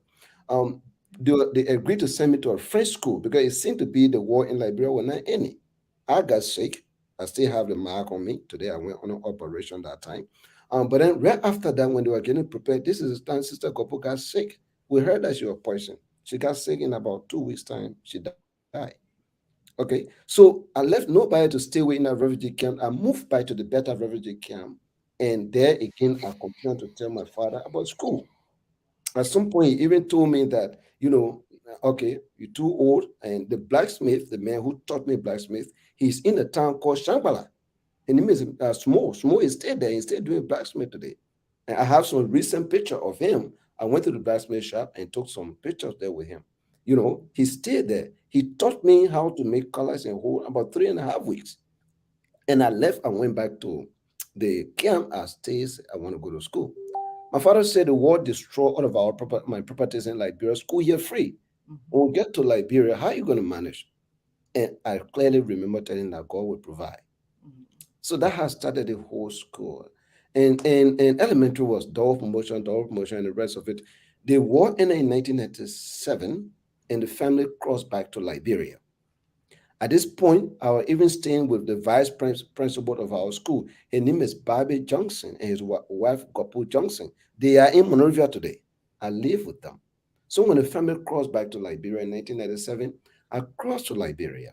Then I went back on the farm. The war had destroyed our village. So my father and I actually went and established a new village. That village is in Gomu today, where we build school. In case I go to school there for free today. So there I lived there for almost 6 months and to his stay, I wanted to go to school. This is the point. I was using Emmanuel Yakbaglo up to that point. He took me and carried me to Joseph Ure. Joseph Ure is in Banga today. He's also my father. And said, Joseph, he was a district commissioner, said, please help to educate this man. That's how I started using the euro. And the way they inherited the euro, it came from our uncle.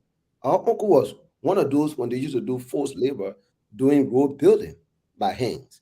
So one of the euros took him and carried him to Carrotsburg. They changed his name from Molba Kwekwe to Molba Kwekwe Ure. He stayed there and had his children, one of those being Joseph Ure. When he was old, he went and turned the family over to our father.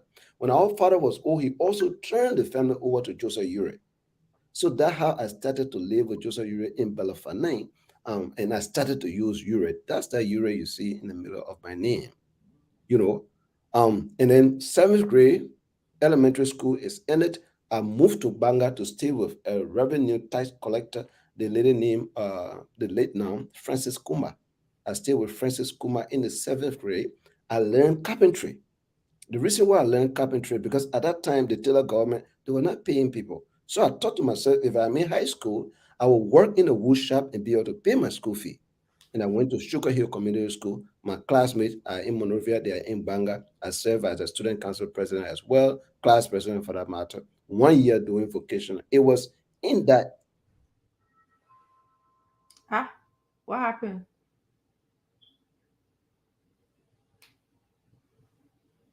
I think he will come Salvation back Army that gave home. me scholarship Thank to you. come to. Yes. So I mean that's just Can you part of please this. go back? I'm sorry, Doctor, to interrupt you. You went off a little bit. Can you go back before the Salvation Army? Because that's where some of our question will be coming from. Yes, so in Banga, I live with the late Francis Kumar, and I attended Sugar Hill Community Schools. And in that school, I did vocation for about a year, carpentry. So I'm a carpenter. I did that for a year. It was there I came in contact with the Salvation Army Church. I started to worship with the church, began active in the church. I beat drum, joined the choir and all of that. To fast forward the story, I explained my life story to the pastor at the time, who is in Monrovia. His name is Jonathan Walker. He's a Salvation Army pastor. He's currently pastoring the church, I think, in around City Hall. He the one told me, write your story so I can give it to the missionaries. They have a boys' dormitory. Perhaps they will give you scholarship because your story is inspiring. So I wrote my story. When the missionary came to church, he gave them the letter. If from that point, I came to Monrovia in the year 2000, in August 2000, to start schools in September. And I started Wulambu, 1 year Wulambu, and then I moved to Limela. So Dr. that's Richardson, hold part on. of the story. Yes. Dr. Richardson, hold on 1 minute. And I got to confirm this, because we do fact checking. It's true because you know what Ernest Kempley? Ernest Ross or Ernest Knackley? Knackley. Thank you for the last name. Do you know him? May his soul rest in peace. That's my big brother. Stand down. Don't make me cry on the show. No, the He reason why passed, I'm yeah, asking, the reason why I'm asking He you, passed away in 2017, and the memory is fresh. He mentored me a lot. He was my math instructor. He and I lived with the missionaries. We both lived with the necklace down 17th Street. May Ernest soul rest in peace. He passed away and left his daughters and his wife. He has not been easy since his death. I know him very well, and may his soul the rest in. reason why the reason why I asked, when we put out our flyer about guests, a lot of research come into play. So I can confirm now exactly what you said about Salvation Army is true. Once you admitted that you knew him and indeed he passed away, may his soul rest in peace, we can also confirm that your story about coming to Monrovia through Salvation Army is true. We have to set the record straight on the show. But then the reason why I also jump in with Dr. Richardson, sorry for that, Dr. Richardson, is some folks that knew Ernest saying that you guys went back, way back to 19 1977. So your birthday now come into question because No, no, people no, no, no, help us no. understand. No, I didn't know Ernest in 1997. I got to know Ernest in 2000. The year 2000, I didn't know Ernest until I moved to the Salvation Army. I remember in August, the missionary has sent for me to come to town to come for interview after the Gabon letter. All right. And I went to the Willenbooth. I didn't even know the place. Somebody showed me the Willenbooth compound. The Willenbooth High School is a Salvation Army run high school. And I went there. There was a pickup parking, and this short gentlemen were in it. And I said, I'm going to the church headquarters. That's my first time to interact with Ernest. So Ernest was driving the pickup, and then he took me in the pickup and went to the missionaries. I went through my interview. That's my first interaction with Ernest. When I came to town to live in town, I lived on the other side of 17th Street where the boys' dormitory was. And one of our friends get passed away. Today he was buried. Abraham and I was buried today. And we all live in the boys' dormitory. It was on that boys' dormitory. I lived there. And every Saturday we'll go to the headquarters, learn how to play instrument. I played the trombone and the rest of it. From there, Ernest started to develop interest in me because Ernest really likes studying. He likes smart students. So even at the headquarters there, I asked the missionaries I wanted to make garden. I made garden behind the church headquarters. And the missionary, the lady, she's the late now, Dorothy Knackley, started taking interest in me. So after making my garden, Ernest will be teaching me math. He will be doing quizzing. So Ernest and Justin, they live with the missionaries. At some point, I think Justin too passed away during the Ebola crisis and Ebola time. May his soul rest in peace. But there was something wrong. So Justin was dismissed from staying to the headquarters. And Ernest recommended that I leave from the boys' dormitory to go help him to take care of the church headquarters. And so the how come I moved to stay with the missionaries, responsible for feeding, responsible to take care of the dogs, take care of the yard, and the rest of it. And Ernest would pay attention, like getting food for the boys or for the girls, the bigger stuff, and the little one. And Ernest became a mentor to me. So it's in 2000. So if somebody say your relationship with him goes back to 1978 or whatsoever, I don't know about that. Thank you very much, Dr. Yeah, but listen, you are confirming some story that we will come into because we have some family members, like folks from Michigan, where you have, I think, your children. I believe you got a son going to school in Michigan, or he attended some school in Michigan, No, in if I'm Wisconsin, correct. please. In In Wisconsin. Wisconsin. Thank you, Wisconsin. Thank you for the correction. We want to say thank you for joining Spoon and the Liberian people. Listen to you on Spoon TV, Super, Fabric FM, Premium, Trust FM. You are in Bond County through the radio station that is owned by Prince Moyi. You are in Nimba County, Lofa County. Folks listen to you. So we'll ask you some hard question because we want the people to know you better. Thank you very much. Dr. Richardson, please, back to you. Yeah, Mr. Yapawa, I'm gonna ask you a twofold question, and I because I want my colleagues to have an opportunity to answer. You have a master degree in environment and a master of science in environment and resources with emphasis in political ecology. Can you just tell us how your degree can be practical to Liberia, your practical application of your degree to Liberia or to your campaign leader? And secondly, Mr. Cummings' policy on education include teachers training, focus on vocational school, reforming the university to include some STEM program. I'm sure you know what STEM means, and also utilizing or infusing technology into the education field. Can you also tell us how different is your policy regarding education to Mr. Cummings' policy? Great question, Dr. Richardson. Political ecology is one of the emerging fields from the 1970s, prominence in the 1980s, and now 1990s and today. It has to do with the root causes of poverty and environmental impacts. It is from my political ecology training.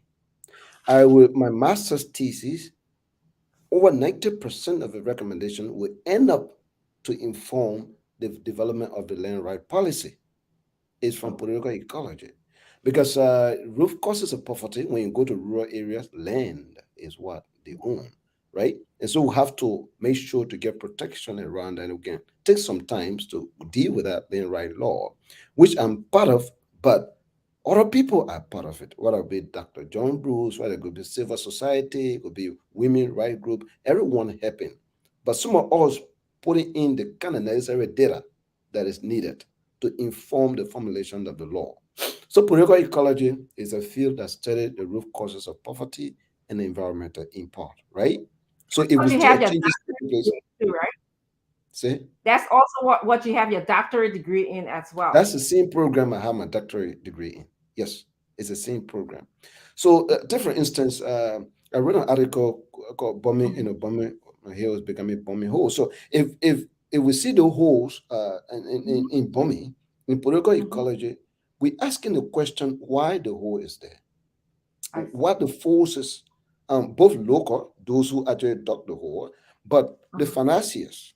Is it Uh-huh. a banker in Canada or the United States that are trying to profit from the mineral resources over there? So we see a changes, environmental change to our place, and we try to expound the reason why the landscape is transformed as it is. That's the field my PhD is in. Education, how Mhm. is it our policy is different from Mhm. Mr. Cummings' policy? Mhm. Well, it has to do with the methodology. So for us, when we talk about policy, we are very clear as to how we're going to do it. We say we're going to eliminate illiteracy rates in Liberia in 2 years. Huh? That's a policy statement. How you do that? We say the methodology from high school, from 10th grade to 12th grade and beyond. Mhm. Each student take 10% in your community where you live who can read and write. You are Oh. responsible to teach them. You are responsible to teach them. And we're going to work with the ministry to develop a curriculum that you can be able to use. So take just 10% as a high school student. And your responsibility is to get them literate. And you'll be What paid if every I month for refuse? doing that. See that? What if, as a high school student, I refuse to do that to take 10 students? It's not my Oh, no, responsibility. no, That's no. your No, responsibility. no, we're not forcing it. And this is job. We're giving job to high school students. We're not Oh, forcing, we say you have to take it. You are being so they'll paid be for it. paid. This is a paid Yes, position. they will be paid. Okay. It's a paid job to get a job, right? They are paid to do it. So we're not forcing them. But in the incentive, we encourage them to do it because we're creating employment for them. We do that across the country. We eliminate illiteracy. So when we say something, we have a very clear methodology. We have studied it as project writers and project implementers. We know we have to develop what we call SMART goal, right? So those are some of the contracts we're very, very clear when we say from we're going to build vocational schools across the country. What type of vocational school? What the end product we're trying to get out of the vocational school? We're talking about specialized school. The country need professional welders for that matter to be able to build Mhm. steel building. Like there will not remain as it is. The country will develop. All right. Mhm. So somebody who is learning welding as a vocational school for a year or a year and a half, when they leave from there, they should go straight into the job market. So they're not coming from from school and they don't have job. So it's a specialized skill that is needed. The economy is developing this way, so we need these people and we get them the training, and from there they go straight in the job market. So they're not passing around, oh, got this, all the training, half-hazard training, people in no job. So the end product is in mind as we develop our plan. So we are very, very clear about what we're going to do. When we talk Thank about you. school, we say from ABC to 12th grade is free. We're talking about making sure teachers are well paid. We're making sure we eliminate volunteer teachers. We appreciate those who are volunteering and we're going to help to upgrade them, but we want to make them accountable. So that cannot be teaching is a difficult job.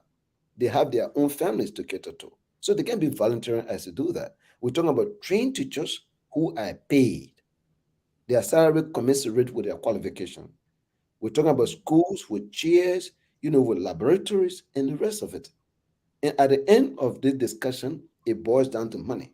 We also have strategy, how we're going to raise the money to be able to implement our policies. Thank you. Yes, thank you. As Hussein, you want to go?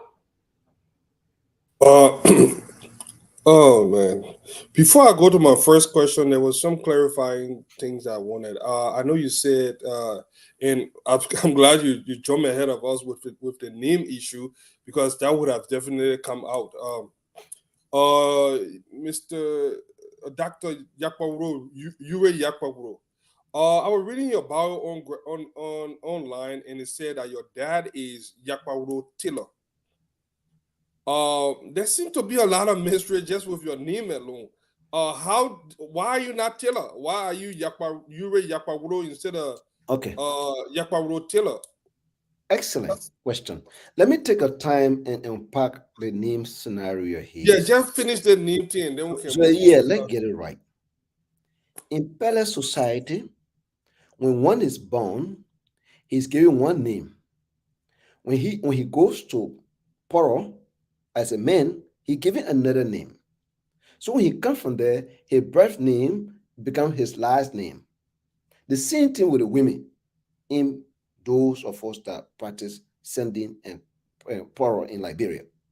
So Pele society does not have a unified name that goes through the family line.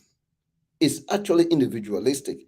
Your birth name is going, you go to Poro, your birth name is now your last name. The name you picked from Poro, it became your first name. That's the first clarification I want to make. We don't have a unified family names. On top of that, our father, the tailor coming into be as a profession. He was one of those that learned how to sew clothes in Banga way back. One of the first person, and when you sew in clothes, you are called a tailor.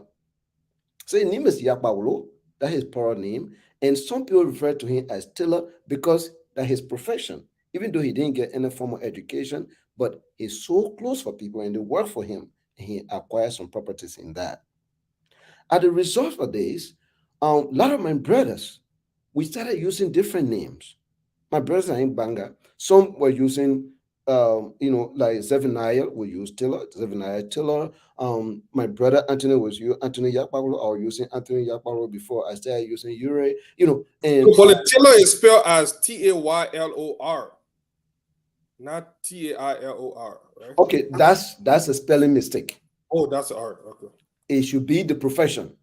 It should not be the name as we understand it in the Western style. So we'll go back and make a correction. So that means, yeah, that is an error, right? In terms of it. But then in 2014, our father passed away. When he passed away, later I went to Banga and actually had a family meeting. I told my brothers, and they agreed with me. We cannot be using different names because I'm in the state, the material in the state, some are in Monrovia. Otherwise, in the future, our children might clash. Let us come and use one name and start using because some people using the uncle name like Jefferson Jewel and the rest of it. Say this is not so. This thing about Western people having one name that goes through the entire family is important for family connection and family identification down the line. We had a family meeting and we adopted the Yapaulo name. The other of us will use the Yapaulo name. So that's a whole kind of when you see the name, that's really and it's important for us because we are not public servants and opinion leaders. People should know who we are. It's just that's the reason why and you see the whole thing because I was using Emmanuel Ure most of the time, and from that point, started to take steps to be able to go back to the Yapapalo because that's what we have agreed on. The Ure intentionally left the Ure in between because it's part of the history. We cannot do away with our history. Okay, I inherited it near at some point, and people know me by it. And we are appreciative of that. So that's why you see that long name, right? So now your legal name on every passport, everything is what is it? I don't want to put it up, but what is your legal government name now? So what I did, because for some time I was using the Emmanuel Ure, and we all agree, I went back to a code action, the call I added name, and then I added under the Yapalo by legal name through a code procedure. So my legal name is Emmanuel K. Ure Yapalo. That's my legal name, and I have a Liberian passport now that carry that name. So I have to go and get another passport. Thank you so much for that clarification. Yes. Mr. Yuri, you have no name recognition. Most politicians in Liberia, most presidential candidate will go after people with name recognition, certain kind of characteristic. You got no name or civil organization. You are not a household name. I don't mean it in a demeaning way. You are doing well for yourself, but why? What do you bring to the table? Why do you think Mr. Gonglo chose you? The issue about name recognition, we got to understand it from different perspectives. It is sometimes unfortunate that sometimes name recognition in Liberia is attached to people who talk too much sometimes. Not all of them, of course, but predominantly, uh, talk all over the place and, dramatize all kinds of things, and sometimes in a very dishonest way, and eventually their names are recognized. I can argue, I do have a name recognition.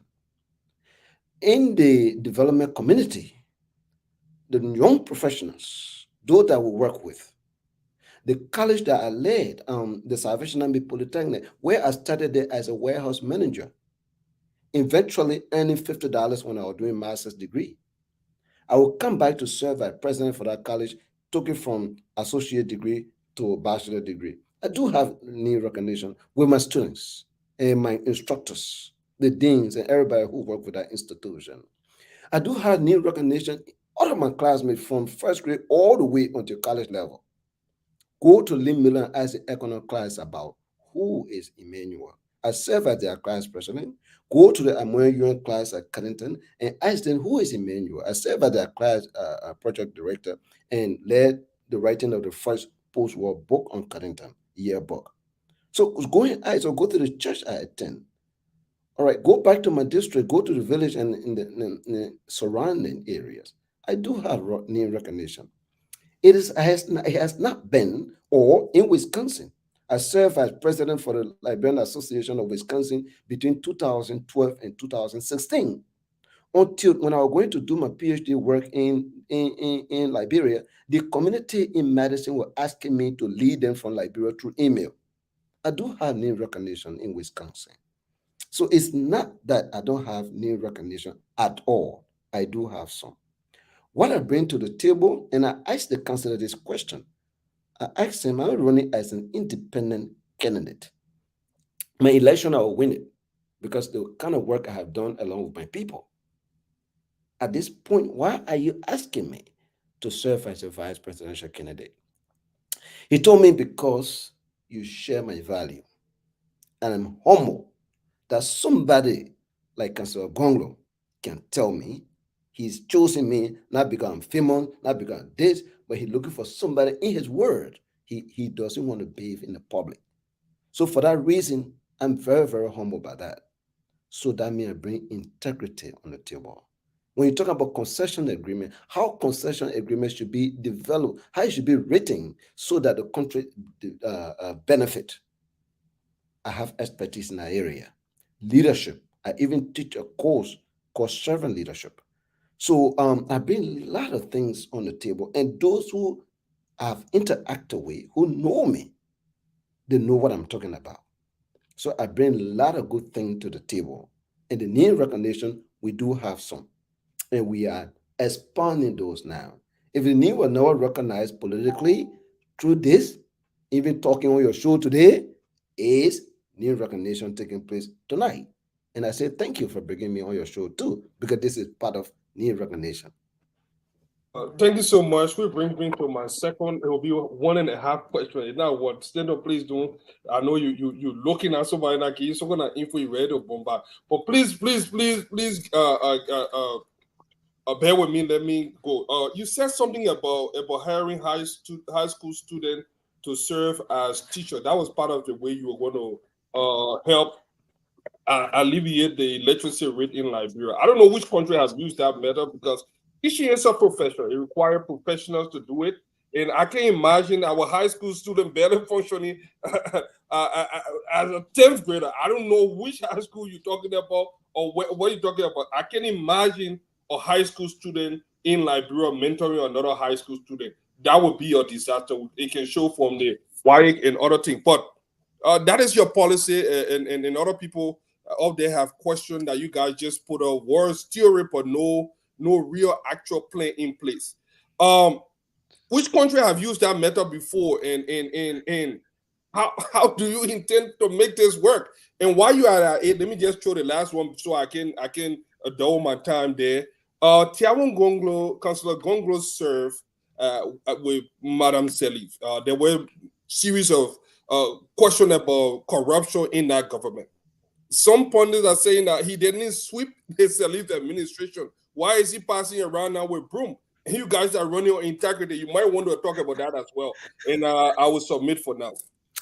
Fadika, thank you very much. You know, you are really, you like, I'm coming, I have my side of the story in this whole debate. So I'm coming on a dad with some points to try to hit him.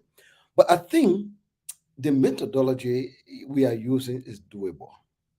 And we cannot say we don't have fitting high school student, 10th grade or 11th grade student. I think it will be, it will not be fair to smart students in Liberia. When I was in the 10th grade, though, I could teach, and I did teach, all right, a lower, because of my IQ. And we have a lot of students like that in Liberia. And then there are also schools in Liberia that are quite doing well. Um, Schools are doing well in Liberia. So and sometimes we might talk about our education system being all that poor. It's not. It has problem. But I tell you, when I came to the U.S., I went to school throughout in Liberia, apart from the few towns in Guinea. I fitted in the University of Wisconsin and became a leader there, right? And the foundation is from Liberia. So I can debate with you. I have data. I can show you that we have high school students that can teach. And we talk Can you about present no data? Because we want to know which other one country minute. teaching is One minute. Can we ask question to them, Fadika? Okay, remember, there's a curriculum guide to be followed, and we're talking about basic for everybody to learn how to read and write. We're talking about market women who, after they are market, to go home in the evening time. Somebody there to teach them how to read and write over the weekend. So it's not a rocket science.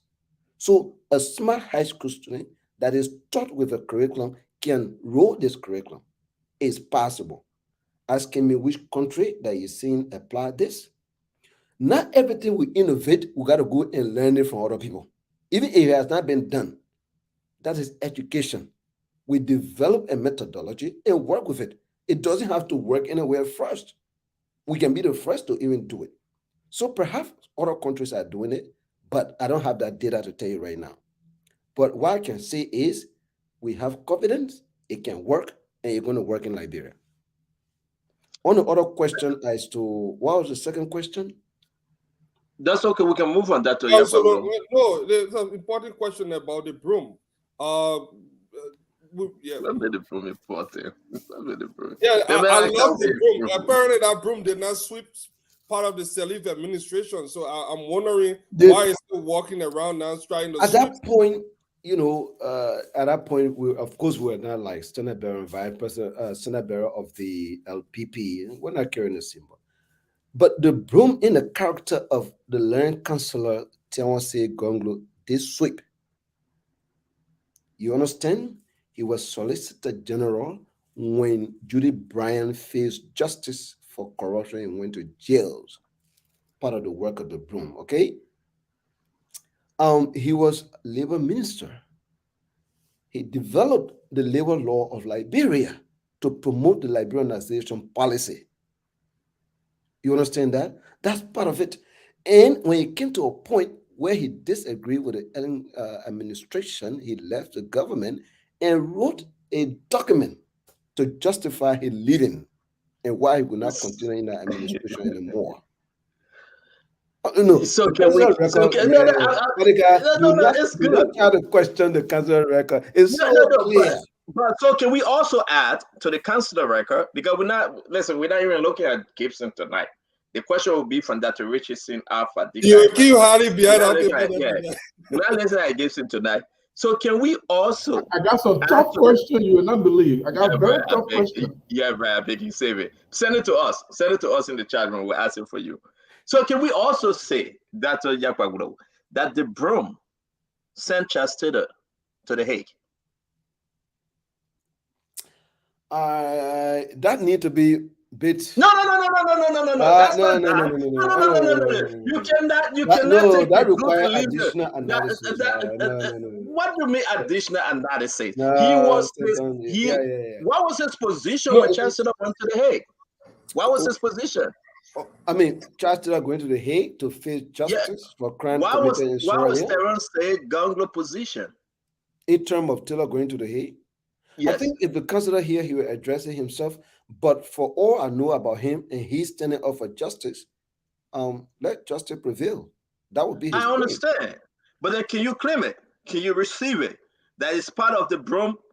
It was on that agenda that Chancellor went to the Hill. You cannot say he was a solicitor. You don't want to general when he politicize the broom. No. I beg. No. Yeah, Let's do this a little bit. Let's We're do talking this a about what little we're bit. going to do with the broom Alpha to Dika. make Liberia better. But Dr. Yagbaglo, you said it right. You said it right about the SG going after Brian Like and you you said, you've been persecuted searching him. for him to You come, so said you it. got him, right? You said it right about Labour when he was there as minister. Can we also add on this long list of achievement that he sent Chancellor to the Hague? So this is my response to you. You have your opinion on this matter. So this is the opinion you have concluded with. It's your right to say that. It's not my opinion. I'm trying to add to the achievement of the bro because he was celebrated. But let me ask though. Let me ask some serious my two questions. I mean, Fadiga, I didn't ask Dr. Yagbawudo to come for you to ask him all the questions. Okay, your chance now. Don't you make the man go into say so that Dr. Yagbawudo say, I didn't know the name Taylor was spelled like that would correct it. That's Fadiga. You brought him on the broom now. We named him on the broom. He said, no, that's my opinion. So we're going to get into this conversation. Dr. Yagbawudo. Yes, you use a word which you're a very learned man. You know, we say thank you very much because you came from a very, very poor beginning, a very, very tough beginning. And to see you like this, you represent Liberia. I'm so happy. I'm so proud. And that degree, you earned it with your sweat and blood. We want to appreciate whether you win the election or not. We appreciate you, and I look forward to meeting you someday. But let me say this. Someone is listening to you, a great counselor, someone that is admiring you, but they're trying to ask this question. You used the word conscription. You said the rebel were trying, you said it. You said you didn't participate in the word, but that word conscripted. Can you better explain that word you use? Because I think when you use words, you got to know both the denotative and the connotative meaning of the word, and in which context you want to use the word. So when I say that the rebels, when you said I said, "Well, you," I'm sorry. Go ahead. Yes, go ahead. Conscript us. Conscription is basically forcing somebody into being a soldier, right? Somebody against their will, and you force them to be. There you go. You understand? That's what conscription means. So, but how do I tell this story if literally Charles Taylor rebel will want to do that to us and will run away from that instance? So, I mean, the thing about it is we shouldn't push it too hard. If I was a child soldier and participated in the war, I would have said, what wrong with that? After all, many people were involved in Liberia in the Civil War, and some people fought against their will. This is not something to lie about. I did not participate. I did not fight. I did not hold arm. People tried to get me into doing it, and I ran away. Understand? That's the truth of it. if I had No, participated, I I was, understand. No, thank so you. I They think we just can play needed you on the to words clarify. and thing, but it's a narrative. So They by just me saying needed they, trying they, to, they, yeah, by me using the word conscription or what I was conscripted or they were trying to conscript me, I'm just trying to explain what happened. Thank you very much, sir. And Yes. I think they are listening to you. At some point when TRC opened, when Madam Salif established a TRC, uh, uh, did you go there to explain your story, or you have no reason to do so? Oh no, I mean no, the TRC. I didn't go to the TRC. Nobody called me to the TRC at that point. This TRC is what? It's in no, article 2008, 2007 and 8. Hmm. Yeah, when under consider of Yeah, yeah, media yeah. and the I rest was of in college. I was in. I think I was in Cuttington when that process was ongoing. I didn't go to the it. All right. TRC. So I didn't let's see. come back to. Thank you very much. So let's come back to Yeah. politics. So I will ask my question, and then we'll move to Dr. Richardson. We'll bring in Gibson, though. My question is now looking at the race. Let's talk about what is happening in Liberia right now. The only person that went all through Liberia was Councillor Terwonse Gonglo, and he's still fighting. And thank God you have added to him. Do you think you guys have a chance to win this election? We do have chance to win this election, and we're going to win this election. Our campaign style is not the traditional style that Liberia used to. Our messages are very clear. When we speak to people, they are convinced because what we're saying is authentic. We're not pretending about what we say.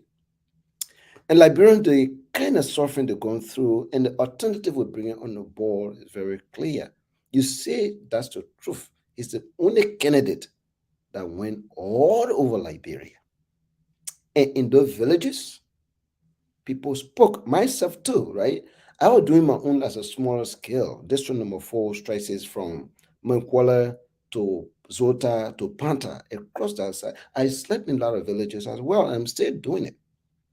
I clearly remember staying to a village, showing our documentary, the work we did on the land right law is captured in the documentary. So let's get in touch. Maybe after the show, I can send it to you. It's called The Land Beneath Our Feet. So sleep to a village, show it in the morning, talk to the villagers. Many of them will say, you don't have to tell anything. We never seen somebody of this caliber to come and sleep in our village. The fact that you came here and talk to us, you finish winning us over. You see that? And the councillor got those kinds of comment throughout the country. So when you go to the countryside, he's well noted because he has So let's covered. talk about. Thank you, but let's talk about Josh Manawia. Did you vote for him 2017? No, no, I didn't vote for George Weah. Did you vote for Chastity? No, let me see. 2017, 1 minute. 2017 election. No, I didn't participate in the election though. I was in the US. I didn't vote. Did you vote for Chastity? Charles Tiller? Yes, sir. Charles Tiller was no the Charles Tiller election that was 1997. I was still in Guinea when that You election was in took Guinea. place. Yeah, that after Okay, the so election before I came to Liberia. George Manawia served as president. He's serving as president. He's on the campaign trail. He's doing everything possible. Why this time around? You think he is? Is he? I mean, have he done his best? Let me ask you the question first. To you, have George Manawia performed well so far? His best is his worst. His best is his worst. Yes. Okay. Why do I say that? I say that because this is somebody who is seeking re-election, right?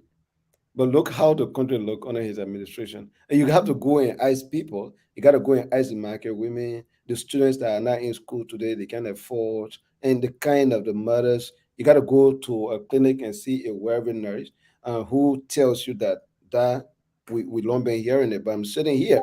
People come here. I have the power to save them, but they try, I train them away knowing fully well they're going to die because I have the tools. I don't have the medicine here. You have to go and collect these stories before you can analyze the performance of Mr. Weah. And President Weah is doing it with the intention of seeking re-election, right? That in this year 2023, I'm going to stand for re-election. So to me, that is best, but it's worse. with the outcome that we see. So when I say that his best is his worst, that's what I'm talking about. But think about it now. If we're all going forward to say that he will not be seeking re-election again, should in case he's re-elected. That's why I agree with the counselor when he said Liberia is in the ICU, the intensive care unit. Those who are medical doctors and nurses, they understand it very well. Those who've been in those areas and come back to life, they also understand it. So when I say that Mr. Weir is his best is his worst, that's what I'm talking about. So there's quite no possibility of giving me another chance. Oh no, You I from hate to imagine that you really. from Bone County. My last question, the guys who asked the last question, because you gotta go. You got a program coming up. So we'll do this one last round. We want to say thank you for joining Spoon. While you're in America again, we'll open our arms to invite you again that we can have a very, very long conversation when you are not engaged. But my last question to you. You are from Bone County, the son of the soul. The people respect you. You are running to represent them in district number 4. Kewangonglo tap you. You are not running again. The vice president is from Bon County. Has she treated your people well? Uh, no, Madam Tula hasn't done well. For the people of Bond County. Um, our community college there have been in controversy for a very long time. There's no leadership. The divide and Congo methodology she has it has not worked for the county, and she's been there for too long, right? And people are quite tired. Even in this administration, we know that she doesn't have appointment power, but the one minister from Bond County was dismissed without reason. And throughout their administration, in fact, somebody else came to replace him, you know. So the people of Bond County know that Madam Howard Taylor hasn't really done well. And actually, for some reason, the Charles Taylor kind of flavor in terms of popularity was there for the first time. But right now it's not there because she's been there for too long, from the senator to vice When you say president. she been there, okay, when you say she been there for too long, her representation, her giving back to the people, uh, bringing the people from Bon County together, schools, education, healthcare, and everything, social development. I want you to speak on it, sir, because we are talking about the vice president who you want to replace. Uh, Madam Howard Taylor hasn't shown that leadership. We have seen a divided caucus on her administration. We have seen we haven't seen the leadership. And that's why I give an example of our community college, the Bond Technical College. And you go to clinic, you go to hospitals across the country, even the Phoebe, the Phoebe or the CB Doma. You go there, you see the kind of conditions are there. She hasn't advocated for the people of Bond County, and she has not done anything substantial to unite the people of Bond County for the development of the county. She has failed miserably, and you have to go to the county and see the realities and speak to the people before you She understand. is there now, though. I'm sorry, sir. She is there. She talking about small micro loans for the women. She talking about sending lapa. She talking about giving the people money now. She is there right now. She and my was just there a few weeks ago. They came together, united force, and said they would give back. They are she's asking them, forgive me. As your senator, I didn't give you anything better. Vice President, my Nick, they were on my jocular vein. And now I'm coming back to you. Vote for me in President We are will do better next time. What say you? You know why? Oh man, we don't have time. Next time we have the show, I will have my cola. When I Okay. demonstrate this thing here, I show cola to my people to really see the problem now and the solution. This to come on Council Congo and I. The fictitious loan that I'm giving right now, the lapas. This is why it's happening. And I can even just summarize that. The national cake that's supposed to benefit the whole country. These people do corrupt it all the time. The little one that is left, election time, that's the one they carry. What the Mhm. loan right now?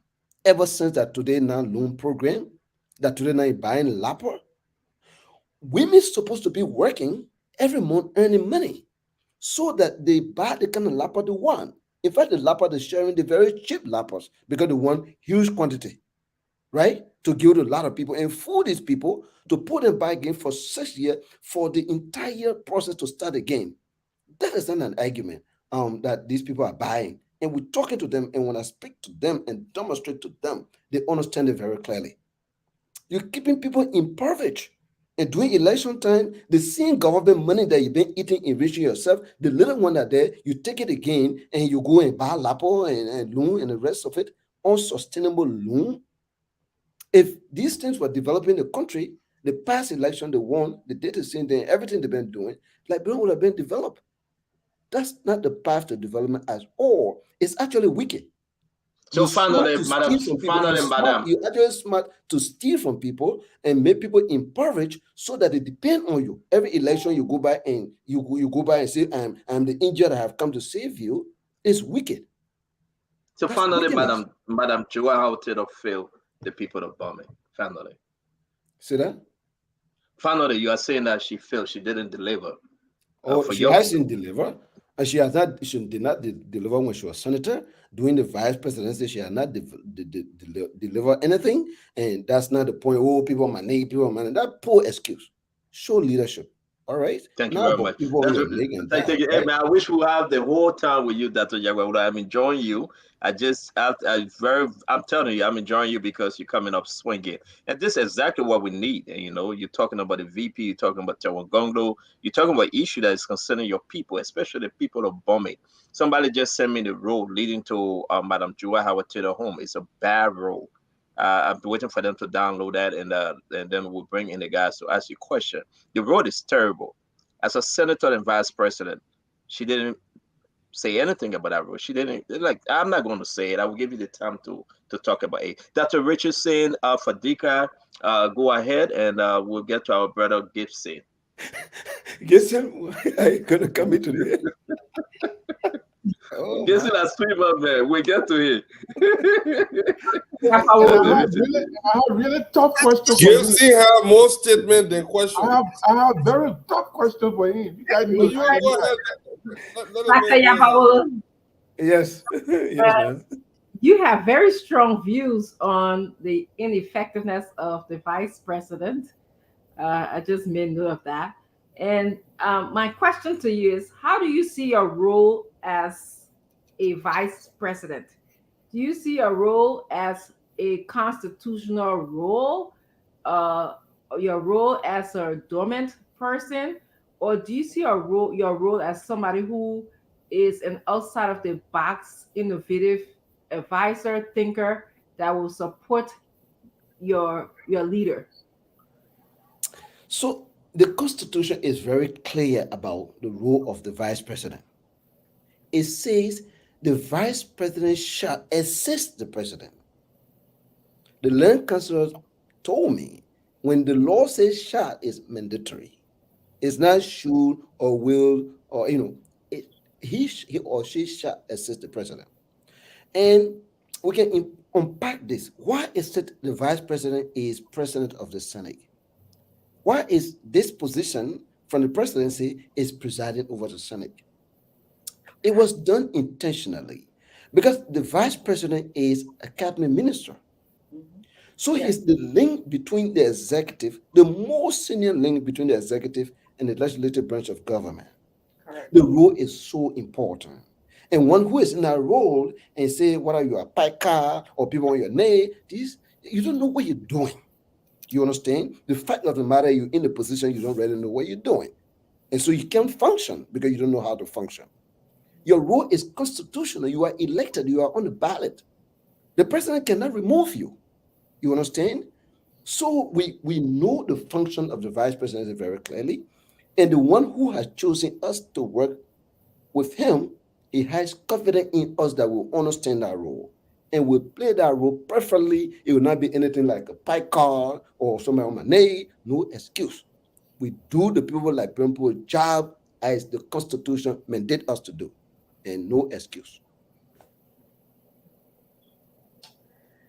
So I have time to ask another question? Yes, you got yes. Dr. Richardson, you can take care of the show. I have to run. Dr. Yapawulo, Listen, I'm gonna ask for your phone number while you're here. I love you. I love having you on Spoon Talk. I mean, your beginning is great. I came from such a beginning. Forget the name issue though, but Thank you. trust me, I think after today you'll receive a lot of phone calls. People understanding you better. I want to say thank you, but I have are to you going leave. to endorse it? No, I cannot endorse any political candidate in this race because I'm for the Okay. Liberian people.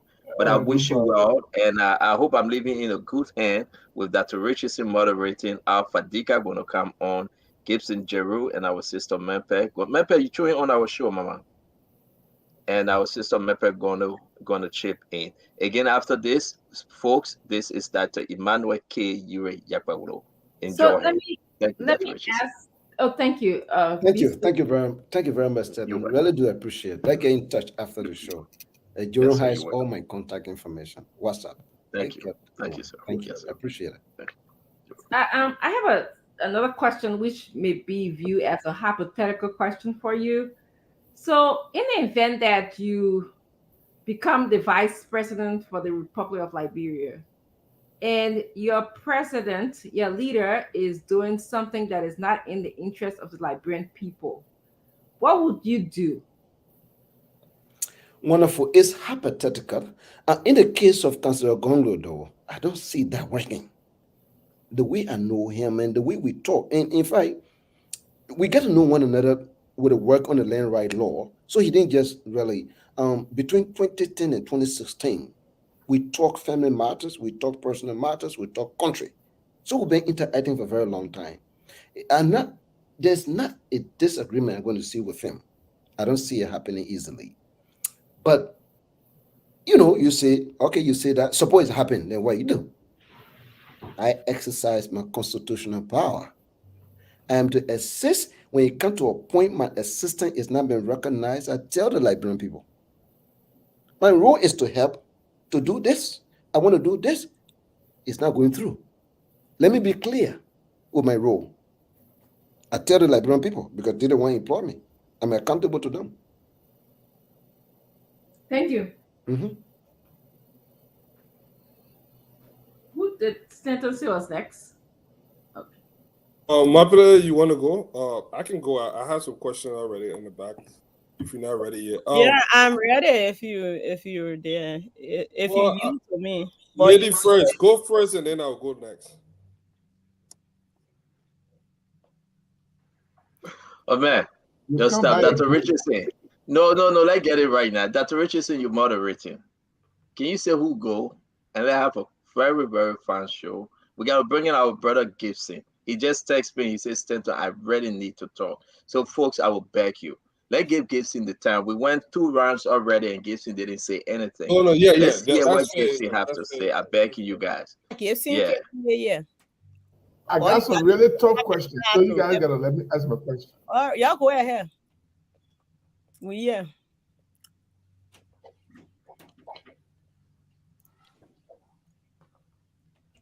Guessing you are on mute, I think. I told Fadiga told you to go ahead. I'll be the I last thought Oh, one. you want? All right, I can go ahead. our Korea here, but Stanton can't get you the pass. That was shut up. All right, so let me No, go ahead. I will So break. Y'all can go ahead. Oh, all all right. good. I That's thought that was fair, a Iman. prudent thing to do.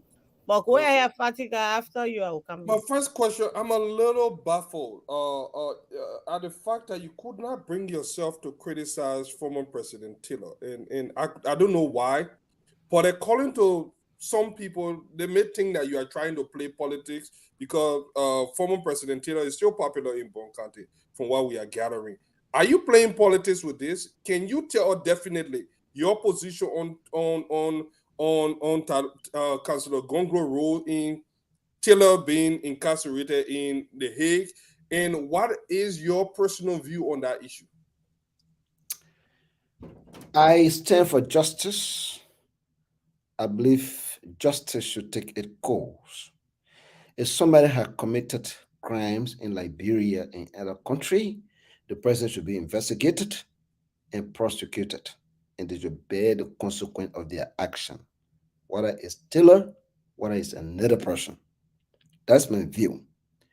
Council role in terms of Taylor being in the Hague, I will leave that part So when cancer appears on the show, he can address it himself. All right, that's fair enough. I thought we'd get that off the table. My second question, and I'll make it quick because I know Gibson got some hard question that he want to give, so we'll have to leave that on the table.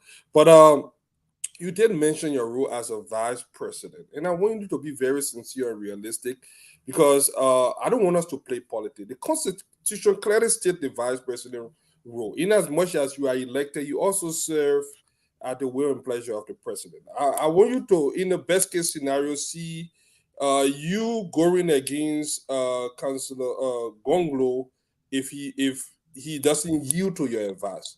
According to you, just now, you said that you will tell the Liberian people. How do you think he want to take it? How do you think he want to function in The that government? vice presidency, for somebody to be called to be a vice president, is in the purview of the political leader to be able to choose his running mate.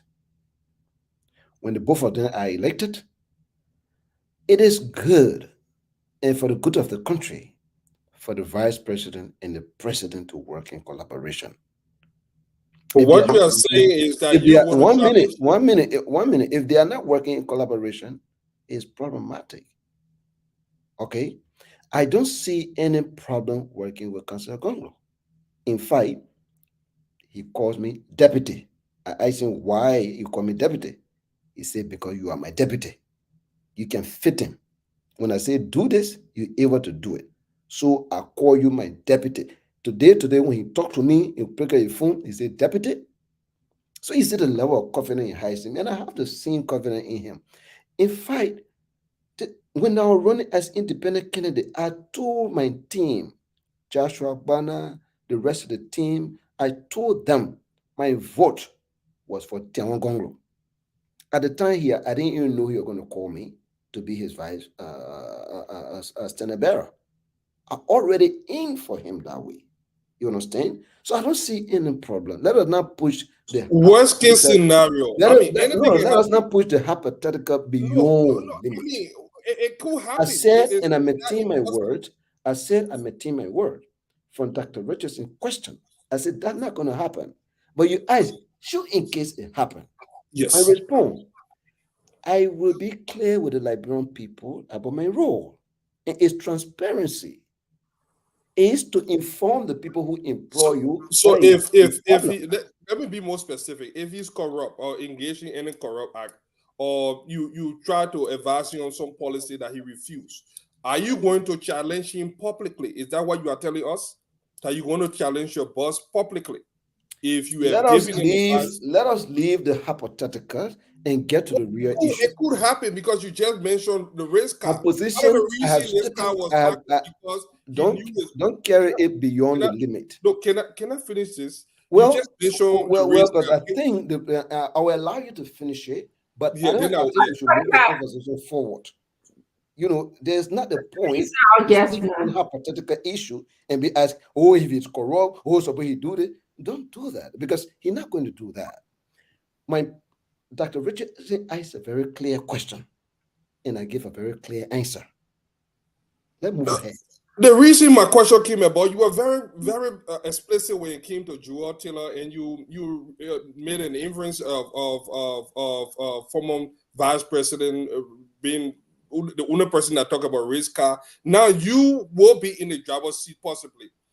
You will be in that position, and you cannot clearly tell what you're going to do. I want you to see the hypocrisy. I am clearly telling you what I'm going to do. He's saying I tell the Liberian people his disagreement or his relationship with the president. That's how he answered that question. He said he has obligations to the Liberian people who elected him. That's what I heard. I just repackaged the question, and well, I will leave it at that. Right, repackage.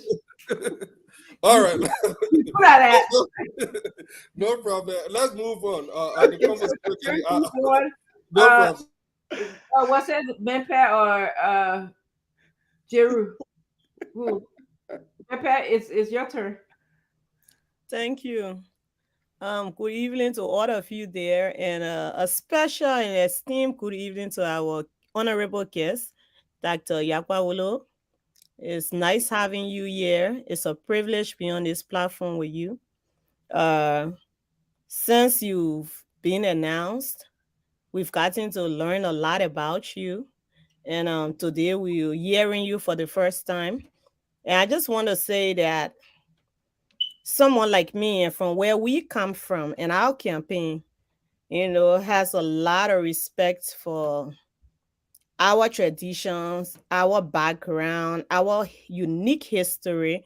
And so your story, is a one that is applauding. Um, it defines the Liberian struggle where you see identity in play. Sometimes people think we're about identity politics, but it just shows how far we've come as a people. And these must be happy times for you to be elevated as a vice standard bearer against, all you've been through. And we have a lot of respect for what you have accomplished.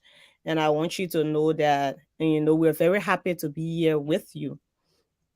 I know it is true that you say we should leave all the hypothetical, but you haven't been vice president. So we have to go to the hypothetical because that's the only way we can get into your mind as to the kind of vice president you could make now or later.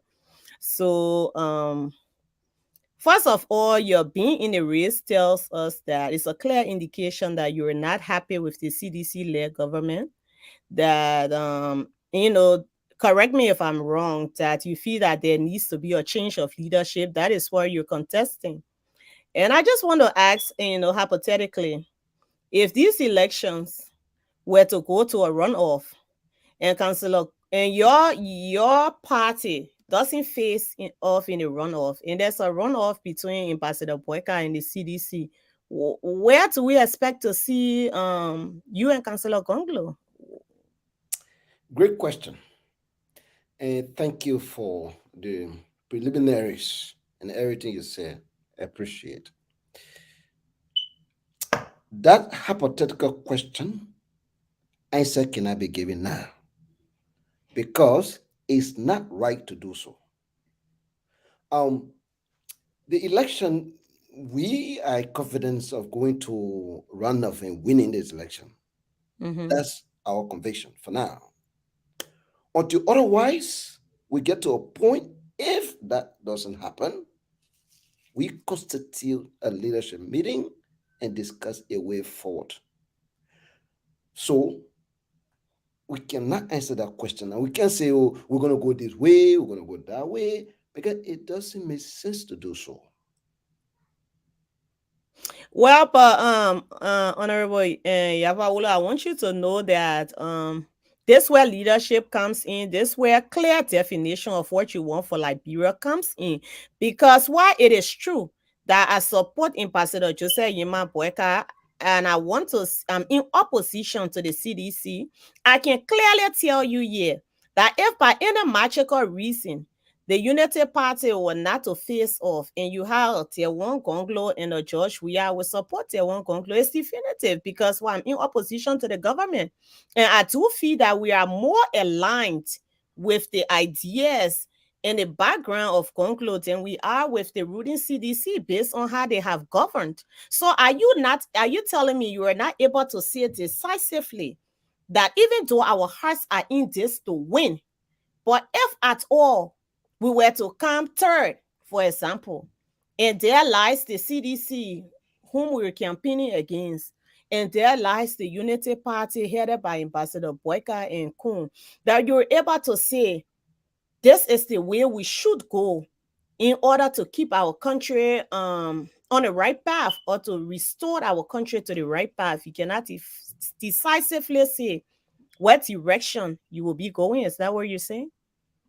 What I'm telling you, Madam Gono, is very clear. In life and everything we do, things have been done at a certain time. At some point, if you do something that is untimely, is not wise. At this point, we are confident of going into a runoff and winning the election. Who are we going to go into runoff with? The Liberian people will tell on election day.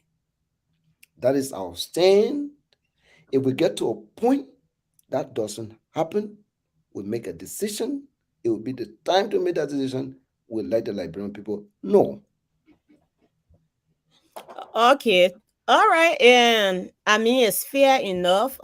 It's disappointing, but it's fair enough to know that, an opposition candidate cannot clearly say that they will oppose the ruling CDC.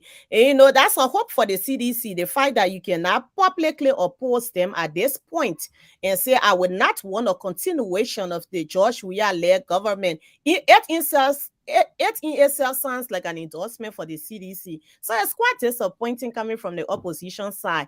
But then it brings me to my second question, quick, Dr. Richardson. After you asked I thought I was one. Oh, sorry. It brings me to my second question, Doc. let me get your mini. Yeah, go ahead. Your campaign started relatively late.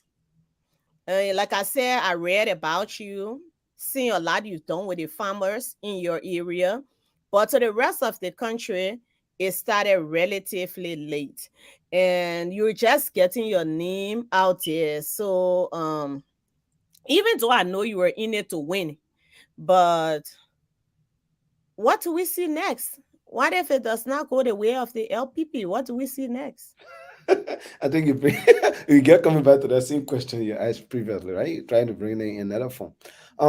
Fadiga asked the question earlier about name recognition.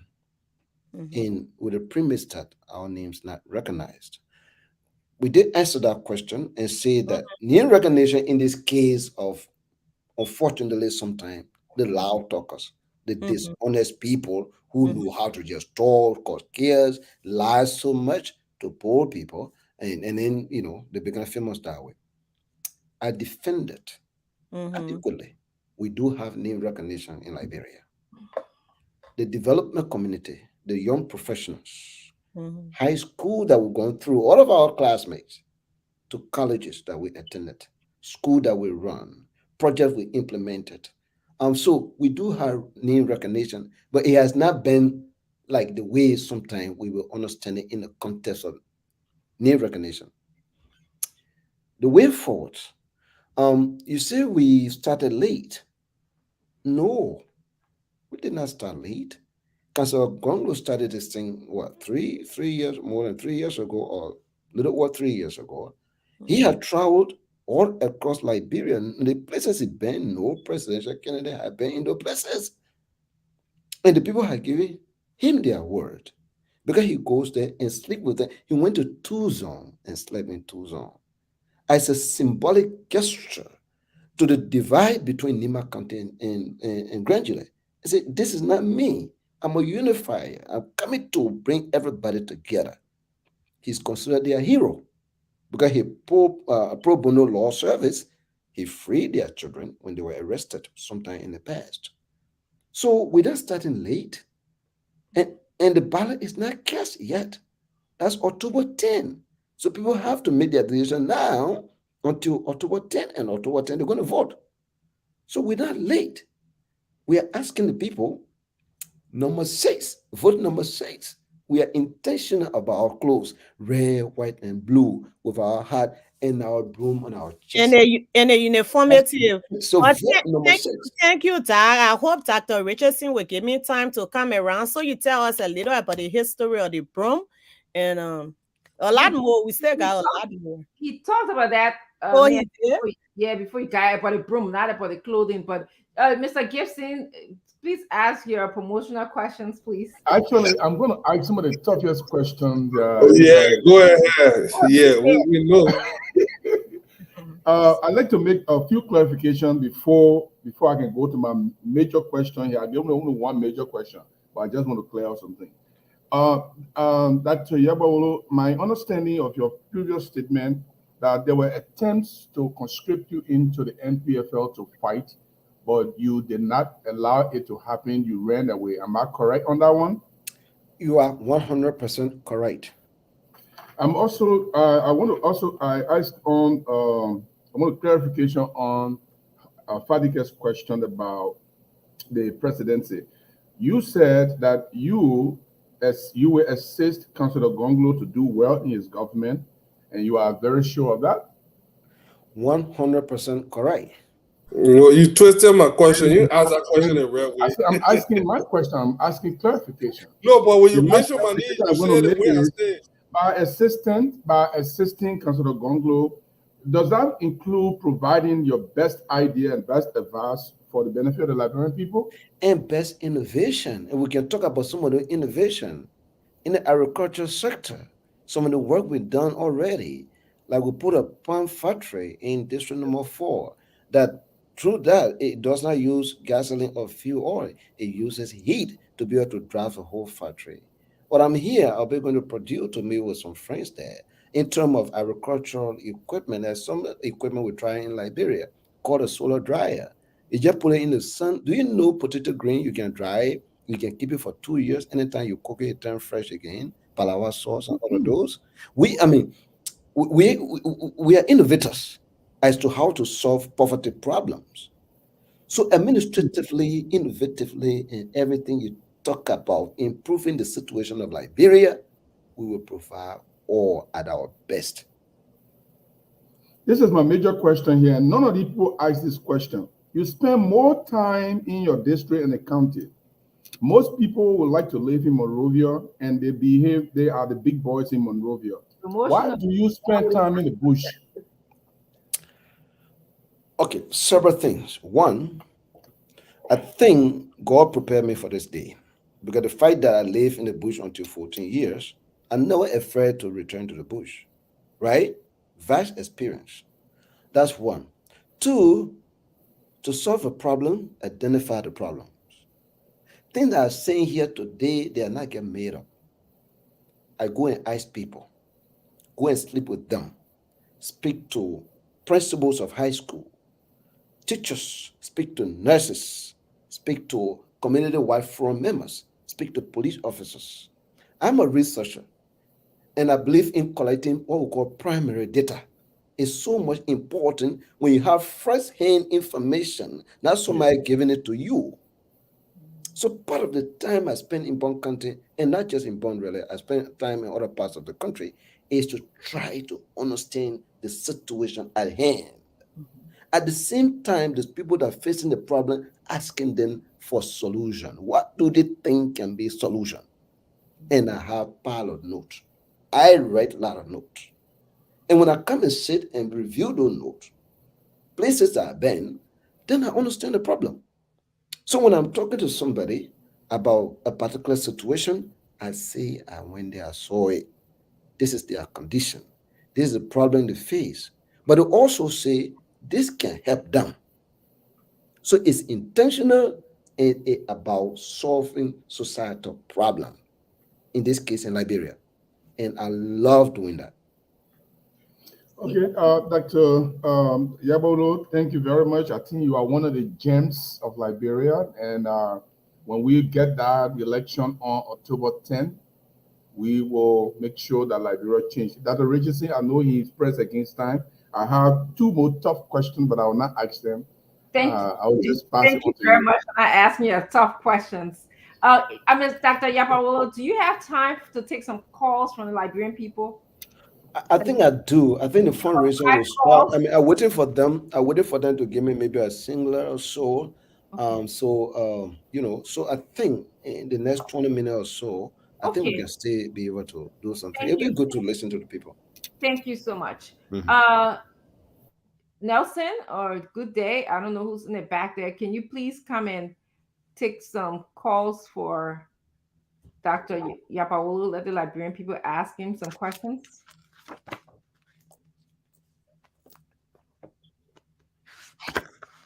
Nelson, you guys there? And thanks, Gibson, Yes, for your stuff. I'm here. Yeah, Nelson, I'm thank here. you. So the Liberian people heard what Dr. Yapawolo has to offer as a vice standard bearer to Mr. Councilor Gonglo. Can you take some questions from them for him? Okay, so the number to call, we have 0777-771075. You can also call on 0555-101075. So we'll go to the lines and take our first call here. Hello. Yes, hello. Yes, How are sir. you doing? Yes, go ahead. Your name and where you call from. Yes, I'm Samuel Hannah from the team to be precise. Okay, Hammer, go ahead. Okay, first is I want to congratulate the honorable man, Dr. Yue, for the show hosting tonight. And no more, we were motivated. We have been refugees. We saw what had happened. We see someone at the age 13 to 14 and then coming here also we such of education. I must commend. It's a motivation for we people. More to that late in school, a motivation say that there's still time to go back to school Thank you. and achieve. Thank you. So my questions to him is he assessing all this portfolio, and then he going behind Kevin Gongo as vast candidates, and we saw that happening with Charlene Bronson. She was about to contest in her district, and then she went with Mr. Cummings. He sued him about to contest to as a representative and going to Kevin Gongo. So I really want to know, getting a job is like you gotta be paid. If in the worst case scenarios it doesn't work, is it that the people that want for them to be vice president to them, have they given you some more money so that to see America even when you lost the money that you get, it will say, carry you this seat that is table of wins and coming up again for vice, but which of sometimes you may not win. So is there anything in plan for them that if they don't win, they will get something to take care of their Thank family? you very much. Let's hold you there and take this person. Hello. Hello, Yes, sir. Go ahead. Your name and where you call from. I'm Patrick Flomo Lama calling from the SKD Boulevard community. Go ahead, Patrick. Okay, thank you very much. I'm monitoring the show and I listen to Yapa. He spoke very well, which if it will manifest in real life, then which means working in the interest of the Liberian people. But for me, I am basing in Saginaw, and now as we speak, no car can challenge me. That even in 1 week, you can leave from Greg Baxter County and enter in Greenville. Thank you. So now, Yeah. Yeah, just wrap up. Please go to the point, sir. Okay. To the I have listened to the honorable man. I think we have never said anything about. As we all know that accessibility is one of the developments. Okay, thank you. Hello? Hello? Yes, go ahead. You're live. Accessibility is one of the keys in developing a nation. So we have listened to him. One of the good things he said, we are happy and we hope to see him on board. Okay, thank you. Thank you. We got you already. We got your point. Let's take this person. Hello? You're live. Go ahead. Your name and where you calling from.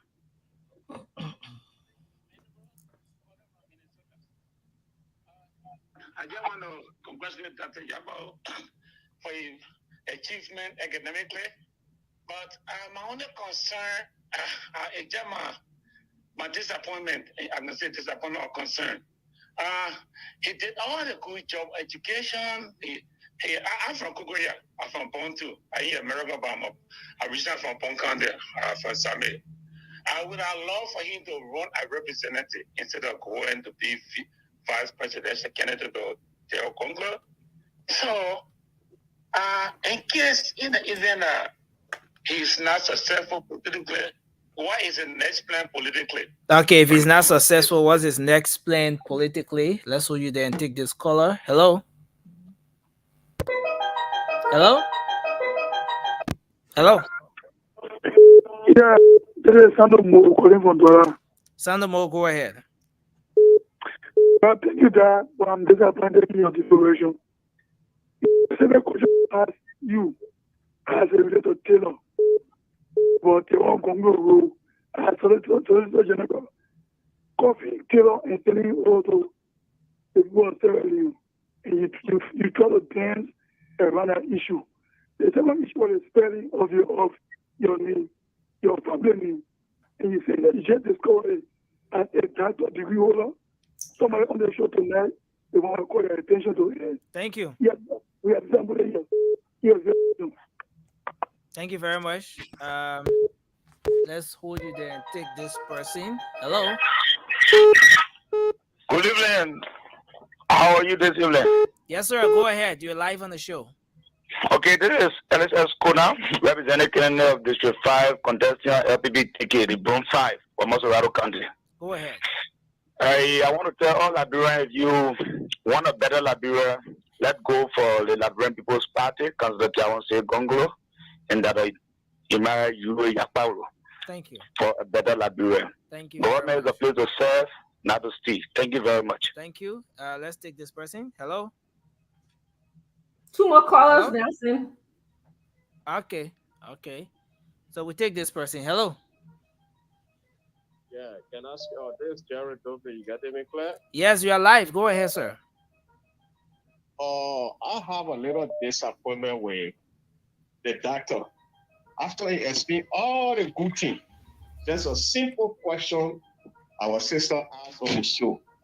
In case of runoff between Ome Joe Baka, that which I know is a man with a longer legs, will you guys support him or the ruling CDC? You can't answer the question for me as a friend. Thank you. Something on your singing. Thank you so much. Thank you very much. We take this person. Hello. Hello. Yes, go ahead. Your name and where you call from. You are very low. This is Small. Okay, go ahead, Small. Okay, thank you very much. I think your studio girl, I know Mr. Yapao. I think Mr. Yapao did all the best about himself. But what I want to know, within a 15 county, I want to know his fingerprint.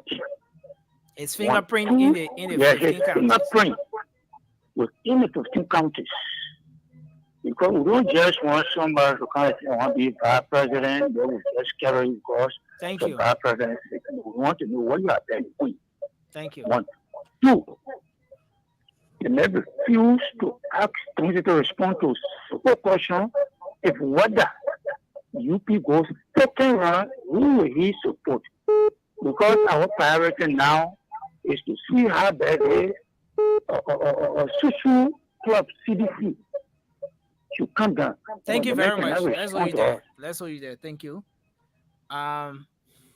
That's okay, Nelson. That allowed Dr. Yapaolo to answer those questions. Oh, Gibson says he has a question from someone. Gibson, can you unmute yourself? Wow. Okay, ask your question. Yeah, I have my question for my senior brother in studio there, the vice president Kennedy. I understand you guys using broom, you and the grand council of Gonglo, to be possible. You guys have broom, and that broom you're using, the broom is symbolic. You all know that broom is symbolic to sweep all the corruption, everything. So now, what's all the broom also going to sweep to is also symbolic. All the dead broom used to be symbolic. So can you guys tell me what will you guys play those symbolic nights? That's my question. Thank you. Okay, Miss Dr. Yapaolo, could you please go ahead and answer? Okay, so the last question was, where will you put the symbolic die when you sweep them? Excellent. Thank you. You know, Dr. Richardson, I'm laughing because the colors are very interesting. I love you guys. Very, very smart people. Some people they have a little bit of political agenda already, and as long as you don't drive towards that end, then you don't answer the question. Yes. Wash spoon every day, you will get a good sense of Anyway, let me go in line. I just respond short. The first one was, what I take money. Oh my. I did not take money. I would never take money for any job to say that, you need to, do this. No. And certainly not in this case. We don't have time. We'll have time and I will expound the reason why, in fact, I was running as a representative. I will have some time to explain to the Liberian people and why I selected this post. In short, in both positions, I'm looking for opportunity to serve Liberia. The country has gone through much, and people who God has blessed with wisdom and education and experience cannot be sitting on the fence. So there is no form of inducement in the form of money or anything you think about. It is a place of public service, and with one wanting to do that, I experimented that when I served as president for the Liberian Association of Wisconsin. There was a time I paid a lot of time to my study. I'm an A student. And community organizing voluntarily is difficult. And certain things supposed to happen in the community, it didn't happen. I had sleepless night. There was a time I did the opposite, where I paid attention to community organizing, and either got a B or CB as my grade. I felt very good. So then I defined myself as somebody who is a servant leader. When I serve people, even my house, my wife, my children, they know me for it. What I'm washing dishes and all that stuff.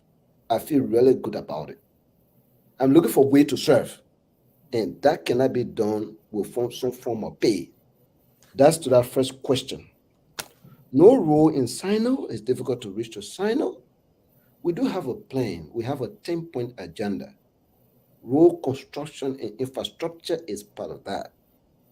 We are saying in every county, we will have public works station in every county responsible for maintenance of the county road and the feeder roads, farm to market road throughout the year.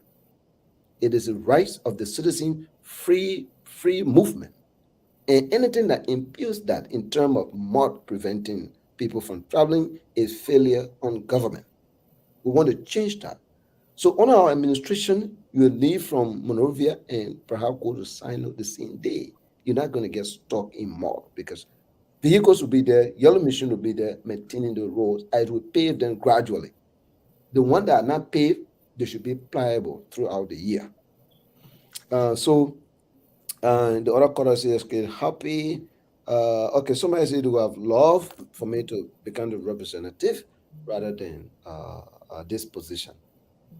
They say, Well, thank you. what will happen if you are not successful? What will be the next Oh, phase yes. politically? I think we are very positive going to be successful. If we are not, we continue to serve the Liberian people. I'm an innovator. I'm a job creator. I can create job for myself. I can create job to employ other people. I've done that many times. A lot of young people, right? So this is not. I'm not really. This is not about looking for a job. You understand? This is about looking for a way to serve this country to improve the lives of people. That's the service I'm looking for. And if we don't get that service, we provide services in other areas too. We are not limited. This is not, I have to be vice president or no. So I can do many things, right?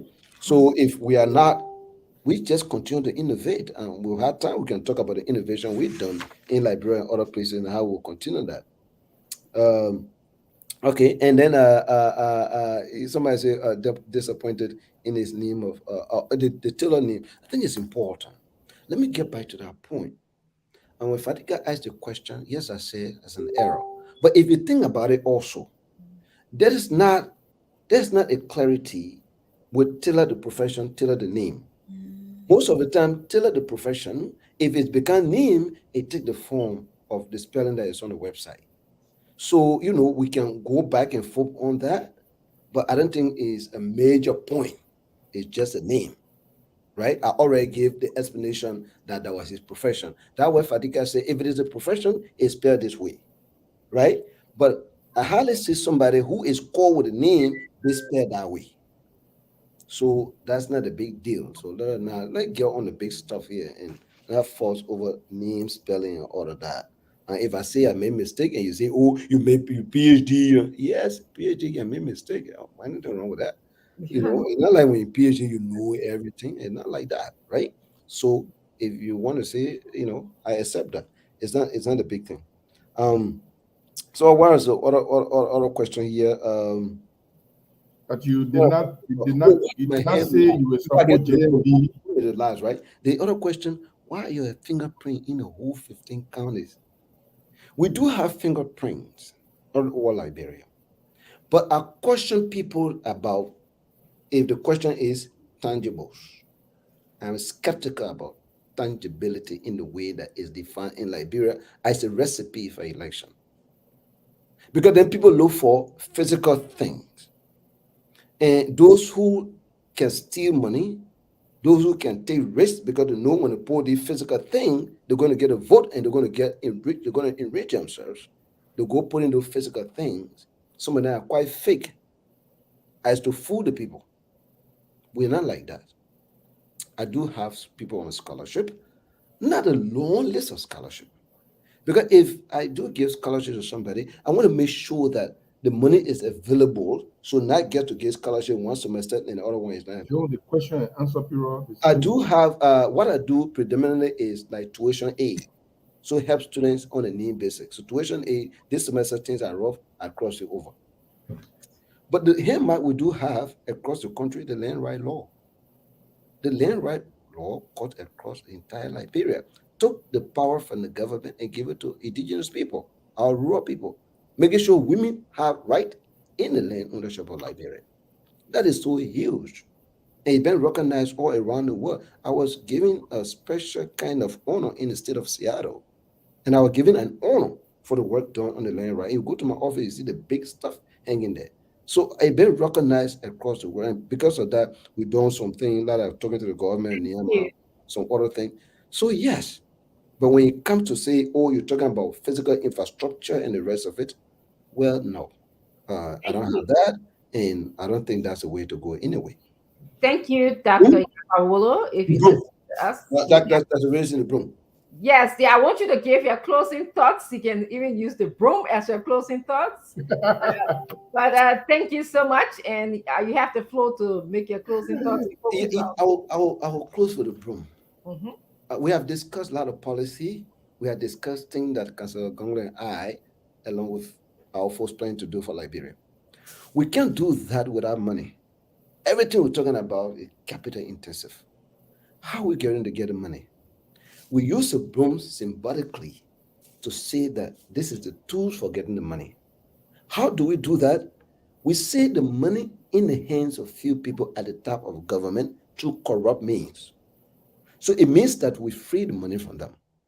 How do we do that? It means that as a policy, and if something I'm going to do, the first 3 months, an integrity committee to investigate the audit report, GSC report, LACC report, internal, those who taking the lion's share of lack of accountability in the audit report, run them off, send them to court and jail them, take their properties and from them and turn it over to the Liberian government because it's stolen money. All right. It means that we publish the salary of all government officials on the internet. How much the president earning, how much they divide, everybody, you'll be able to know how much they earning. It's not about question you got to be digging out before you find out. Transparency, it should be there. It means that we declare our assets and make it public. It also means that we conduct what we call lifestyle audit every 3 months to say, oh, you are doing this, you get an account where you get your money from. Perhaps you inherited your family wealth, perhaps you get other things. We just want to know what you have is fair. That you're not stealing from the Liberian people. That's the rest. That's the way we do it. And when we do that, send the broom is used in every household as a symbol of cleanliness, and the country is dirty because of corruption. We want to sweep corruption out of the country, and the money will be free, and we can use that money to be able to carry on our developmental agenda. Mothers and fathers, sons and daughters, everyone in Liberia, outside of Liberia, who cared about Liberia. Thank you for listening. Thank you to Spoon. It's been a great conversation tonight. The future of Liberia, I would argue, it depends on the broom. The broom is number 6. So go and vote number 6 to change this country. Vote number 6. The same traditional wear here on red, white, and blue with the same heart. Number 6 is that number that will change the history of Liberia forever. Thank you. It's been a wonderful time. Thank you very much. Thank you very much, Dr. Yapaola. I hope this is not going to be a last time here. We want to have you come back to expand on some of your thoughts here today. It was great having you today. Wonderful. Thank you. Yes. So, guys, let's do our closing. We can start with actually. Fadika, you want to start with your closing? Dr. Yapaola, you're welcome to stay, or you can leave if you're in a hurry. Why you stay with us? Ask you some more questions. May I ask you, why don't you stay with us? Well, I want the doctor to stay with us. What do you want to do, Dr. Yapaola? I would like for him to state his choice. This I time, think because I think again it's a single only fundraiser after 6. They also start at 5. Folks are there waiting. I love to be here, Ms. Gono, and of course my friend Fadiga, great debater. So I love to be here, but come back again another time. Let me hurry because the people are waiting for me. Thank you very much. Wonderful. Okay, Doc. Thank you. Yeah. Okay, guys, you heard what Dr. Yapaola has to say. What's your take? What are your thoughts? Let's start with you, Fadiga, and then we'll go to Miepe, and then we'll go to Jim, and then I'll be the last. Well, I could see Gibson holding his breath, but well, one thing is clear, one thing is clear, and it's becoming more apparent and more glaring that there's a 2-horse race, and we already know where the numbers are and who is who, and we already know what is what. So, like I said, we won't indulge in beating up our opponent because they will be on the rescue tree at some point. So we don't want them to be all bruised up to the point that we have to be carrying them on stretcher. We want them in, sound, when they join us come second round. I do admire the gentleman. He's the chief man. But I thought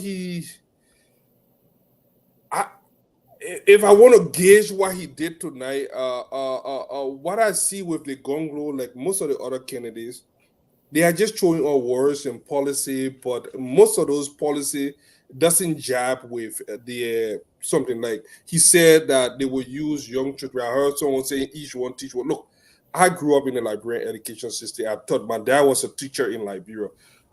They have few students that are good. I won't denigrate. I came from Liberia. I was in the college. I didn't even have to do anything. I just went by. Then they were taking entrance here for college, and I just took it and went straight to college to say our college level. So that means we that grew up around certain time and went to school. But honestly, our education system in the last, especially those coming up in the 2000 and late 90s, it has been damaged. For you to be using such a policy when we need a professional, teaching is a profession. Having people tutoring other people, that's just a minute portion of teaching. We can use that, but to have have people that are going through our education system, through high school, you need serious money. And that's one of the problems with Liberia. We have a lot of people that profess to be teachers that have not gone through the regimen, that did not go through any teacher college, any teacher training. Anybody can bring anybody and say, you know what, you smart, teach math, teach this. And some of these people are even struggling. I had a chemistry teacher that had nothing to do with chemistry. This guy couldn't tell you nothing, but he was just spiriting. So that's one of the problems with our system. You go to Ghana, you go to Nigeria or Guinea, they have real professors. We need to train more teachers. The solution to our education problem, we need, even if we have to import people to train our current teachers. So I remember the president talking about 6,000 Nigerian teachers. Most of the best teachers in Liberia growing up were Ghanaians, for that matter. Then we're talking about the Civil War had come so I thought that was terrible from the beginning. But what I want to say here is that as we get close to this election, I want us to focus on this regime, this kakistocracy, this government that has violated every norm. A group of young individuals that are given power and they have abused it so much to the point that the president right now is struggling. Look, this election is a referendum on George. We have 6 years of bad governance. And the fact that they are struggling, look, it should be an easy win. If you are an incumbent and you did what you're supposed to do, you shouldn't even be talking. Your work will speak for himself. But the days of saying munya munya pomine I can do it, everybody know what this government can do. Everybody knows Joe, we can get anything better than this. To the young children of Liberia, I'm speaking directly to you. Your future is at stake.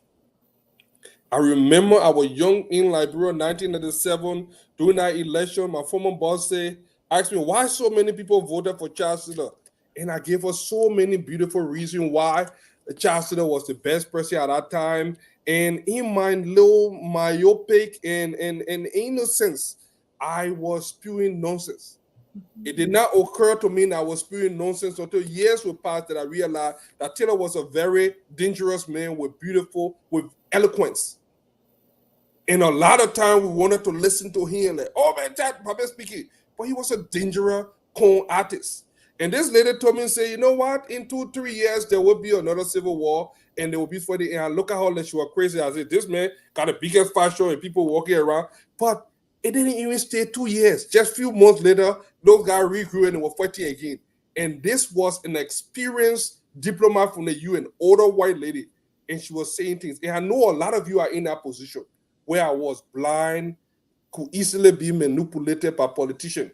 But I want you to take a hard look at the past, your last 6 years. If you could eat 6 years earlier and 6 years later on George, it's getting harder.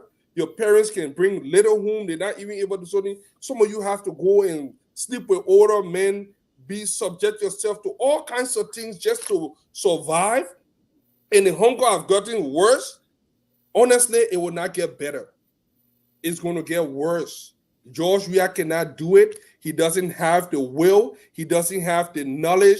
He doesn't have the desire. He has no interest in your future. His only interest is to enrich himself and his Jamaican family. And at the end of the day, they will run away from that country and we have to start over. So I'm urging you, the only man that have proven that have the track record is Ambassador Boyka. He has shown it as a vice president for the last 12 years on Madam Salif. He has an extensive record when it comes to government. He has a steady hand. He's not trying to enrich himself. We need this transition.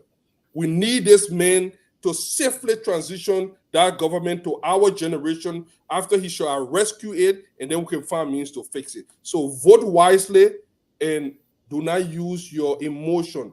Think hard. Thank and you. I will leave it at that. Thank you, Father God. Miape? Thank you, Dr. Francine. Well, beautiful show. Seems short. And Gibson, thank you for bringing your 5 stand-up era. This is what I must say. You know, I have read about Dr. Yapawolo, his story. I was curious how he got named from 2 sides of, the Liberian circle. I understand his history. I'm proud of the things he's accomplished because I'm not an elitist and I don't like people saying, oh, who's that man? And making mockery of people because his name sounds like my name. So I have a lot of respect for him. He left me a little disappointed because this man said he pick up the broom because the country needs to be swept. Nothing's working. People need to be held accountable. But he could not tonight tell us that if it is not about him, will it be about Liberia? Will he put country first? If he was not in that runoff, will he allow the country to continue to pile up debt? That was quite disappointing, but on the other end, I want to be consoled by the fact that he wants to motivate his few followers. And I will hope that if there is a second round, he comes on board because he's more aligned with us.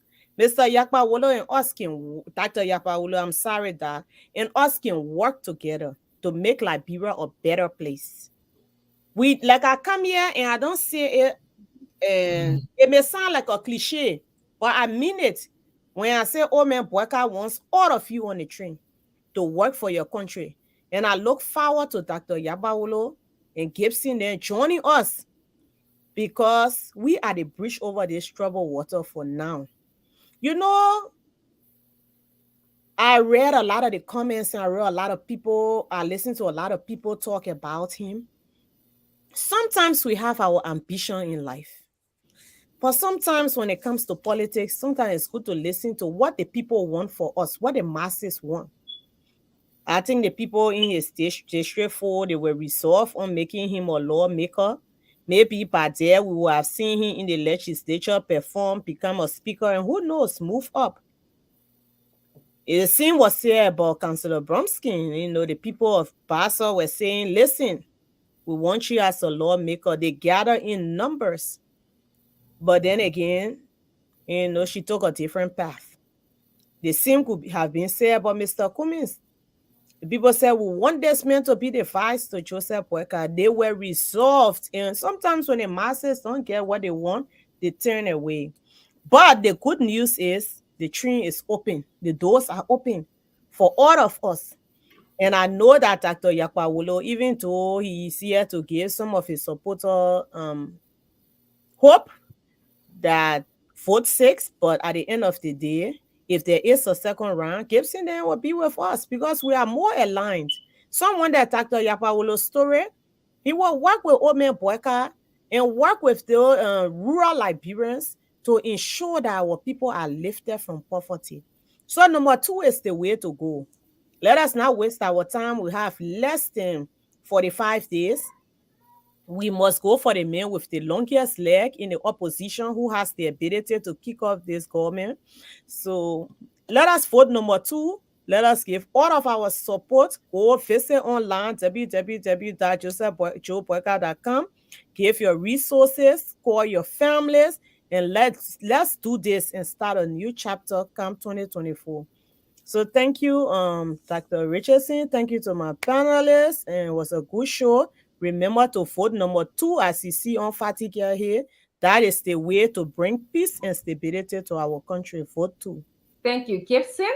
Dr. Richardson, Gibson, I beg you guys. There is some fraud going on. I beg you guys, if you can allow me. There is an individual called, I think I put it in the room there, but I can share some Darlington William that have been trying to extort money from women on my name and my brother's name. They're saying that they send money to, it was a RIA, they couldn't come, but I'm always in Africa, I'm going there and trying to solicit relationship with these guys. If you see this page, some Darlington William, please report it. I can't even, my phone is, Dak, I put it in there. I don't know why it's not showing good on the screen yet. But I put it in the room there.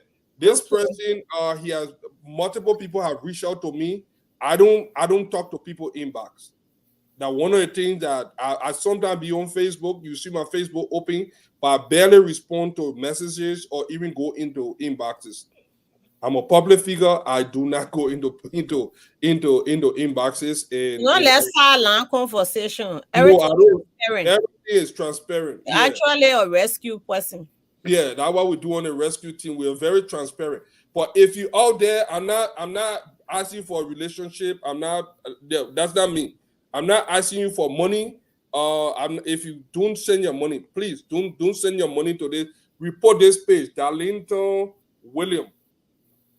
I put it in there. I will share it on my wall. Do not send them money. I don't need your money.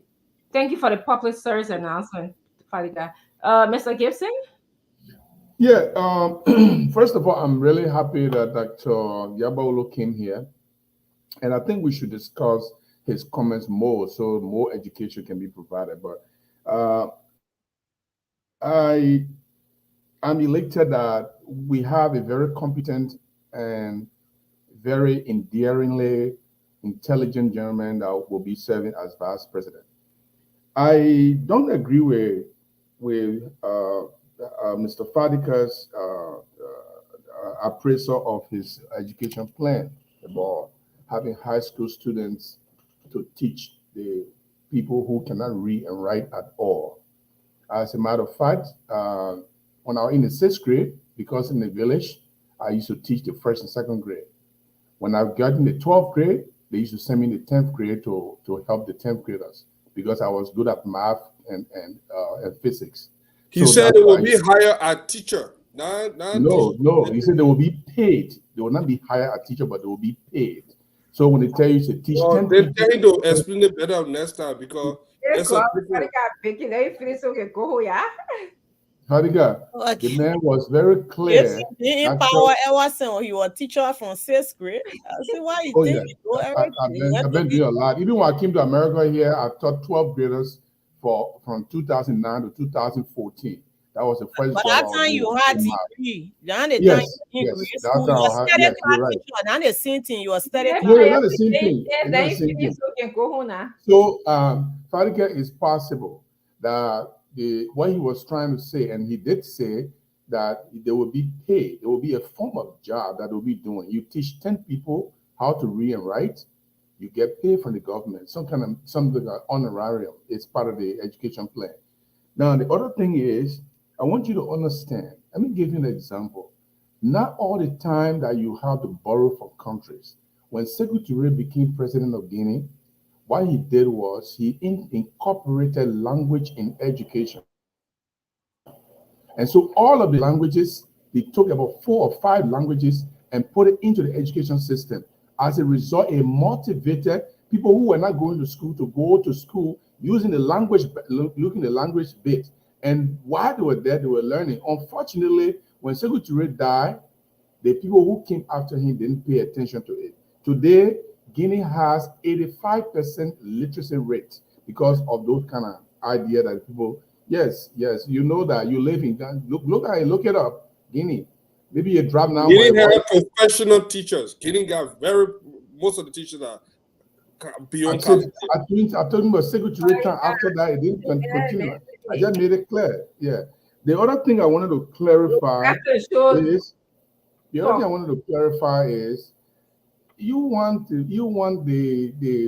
our vice presidential candidate to come here and defeatingly say hypothetically, oh, when we don't win, then we support. No, Malagono, you talk for almost 3 minutes. You didn't even say when JMB doesn't win, we support Gonglo. You didn't I've even say said that. it all the time, Tata Francine is my No, you witness. didn't I say it said today. if the You face didn't say up, it today. I will not only support, I will I'm campaign your for witness. Okay, opposition. but you didn't say it That today. is I didn't hear it today. Maybe No, you said it I all the time. said it. I said it. Okay. You refused to listen. Oh I said God, when you guys were just talking, I was listen. listening. I was in the group. Let me tell you, that's where your candidate disappointed the Liberian opposition. Let him talk now. Let after the show. If I were you, if I were Gibson, I wouldn't have touched on that topic because that's where the opposition. Let him finish. Let him finish. We'll talk after the show. We'll argue and talk. We have that left in the show. Okay, so this man came here and told you he is very positive of winning. He's not going to have the chance to support anybody in the opposition because he's going to win. So how is he going to come here and say, oh, well, we'll not win, we support somebody in the opposition or we support somebody in the government? No, that was not his plan. This man is vice presidential candidate. It is not Gibson who is speaking. Who can say that? You can say that, remember? I never hear Joseph Boyka ever saying when we don't win, we support people in the opposition. He never said it one day. No presidential candidate will say that because it's self-defeating. I can say as a surrogate, okay? But it's the way it looks.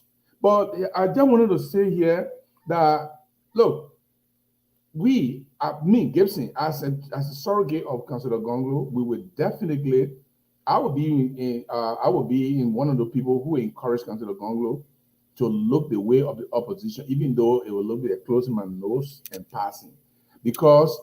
And our man came here today, our vice president came here today, he named situation and strategy, how you will get something done. Unfortunately, the entire Unity Party, they can talk, but they will never give you an example of how they will get something done. That's the problem I got with the Unity Party. They will say, oh, we got numbers. We already won our 2 warehouses. But I just want to know, when you talk about corruption, look at the way they met up of corruption. What we'll do, we take the people, we prosecute the people who are corrupt and take the money from their hand and put it in government use. You know how we finish poverty? We go to the villages, we help people in farming, in this. He gave instances how do the education. He gave instances. Not a single day y'all come here and tell us how. They can't stand it. They can't stand it. Teach one strategy. Holy Kako, Yeah, Lord, now go ahead, yeah. Each when we one get teach into one there now, strategy. all of them teach one. What is what time? Y'all hear the bugger saying that in your We got policy book? arrest. Education. Teach one. Yeah, you have a rest. Okay. Oh, you see, they make it even get one content that you Fadiga. No, that leader thing that's our close, man. I will say Fadiga. I mean, call your full name. You said you have a rest. True. I've seen it. Agriculture. What is something? We know the attention span short. Okay. So we make it like that. Stay, you forget. Go ahead. No. Jesus Christ. Oh, y'all talking about that quiet. Y'all do see me out that quiet. Now you're talking your skin, hurting your skin. Y'all No, get a want rest. that to close before you want go over everything. Okay, Let's have this after the show talk. Then you talk about that rest. You get a rest. Let's take the Let's first one. talk about that rest after they get tell us more Yeah. about Gibson. After You the know first you thing, acting like you're not satisfied with your leader presentation, so you want recap. Let's take take the first one. Gibson, I pick it. Let me close. Then we'll come Let's back. take the first one. Let's take the first one in a rest. Let's take a Gibson. rest. Let's take agriculture for example. That's our close. No. You can't do that to me, please. Gibson, you are distracting. You are distracting. You guys, I gotta end my comment. I gotta end my comment. If you don't interfere, I will end my comment freely. If you don't interfere, I will end my comment freely. But if you keep interfering, you want me to help you with arrest? I can help you. No, I'm not helping you with that. I'm just telling you where your failure is. And you don't want to hear it because the biggest failure you is about agriculture. You're talking about agriculture pursuit. You have never told us how you want to implement the agriculture boom. You just say arrest agriculture, but how are you going to implement that? It's what we are talking about, and that's why. Thank you. All right, now and that's the problem you got.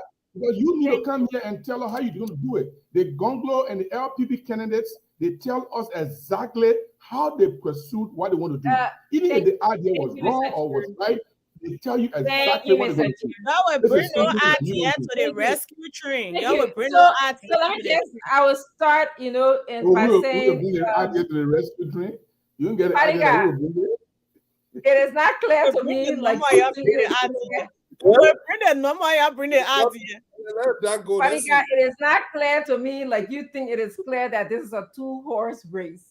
I think there are many horses in this race, and the race is not over until it is over. I don't want to, American people have a saying, so we'll continue to make our case to the Liberian people. Moving on to Dr. Yapawolo. I think he's very bright. I appreciate his humble behavior. He's an inspiration. I really like the way that he sat here and spoke to us. A lot of us can learn, including our young Liberians, can learn a lot from him. He's an asset to Liberia. I don't care however way we take it, however way we slice it. I believe he's an asset to Liberia. But I do think, Fadika, your point about this education plan is questionable to me. One, he said that he had a high IQ. So someone with a high IQ, and I'm assuming for high IQ, that came with excellent social skill and maturity, you can do that. You can teach 10 market women because you understand them. You emotionally strong. What happens to someone who does not have a high IQ, or some of our students who been through the war, or the market women who've been through the war? Like when I hear Mr. Gibson say, who fear you like that? Yeah, like, but how anybody will go take a doorstep and go teach people in the government? When I hear Gibson said, I taught in a village, I believe it, because this was all I assume pre-war time Gibson, when Liberians, we're not, our behavior are not impacted by the war. So I want to know more about the education plan. It's not a bad plan. I think it can work, but I think there needs to be tweaked a little bit.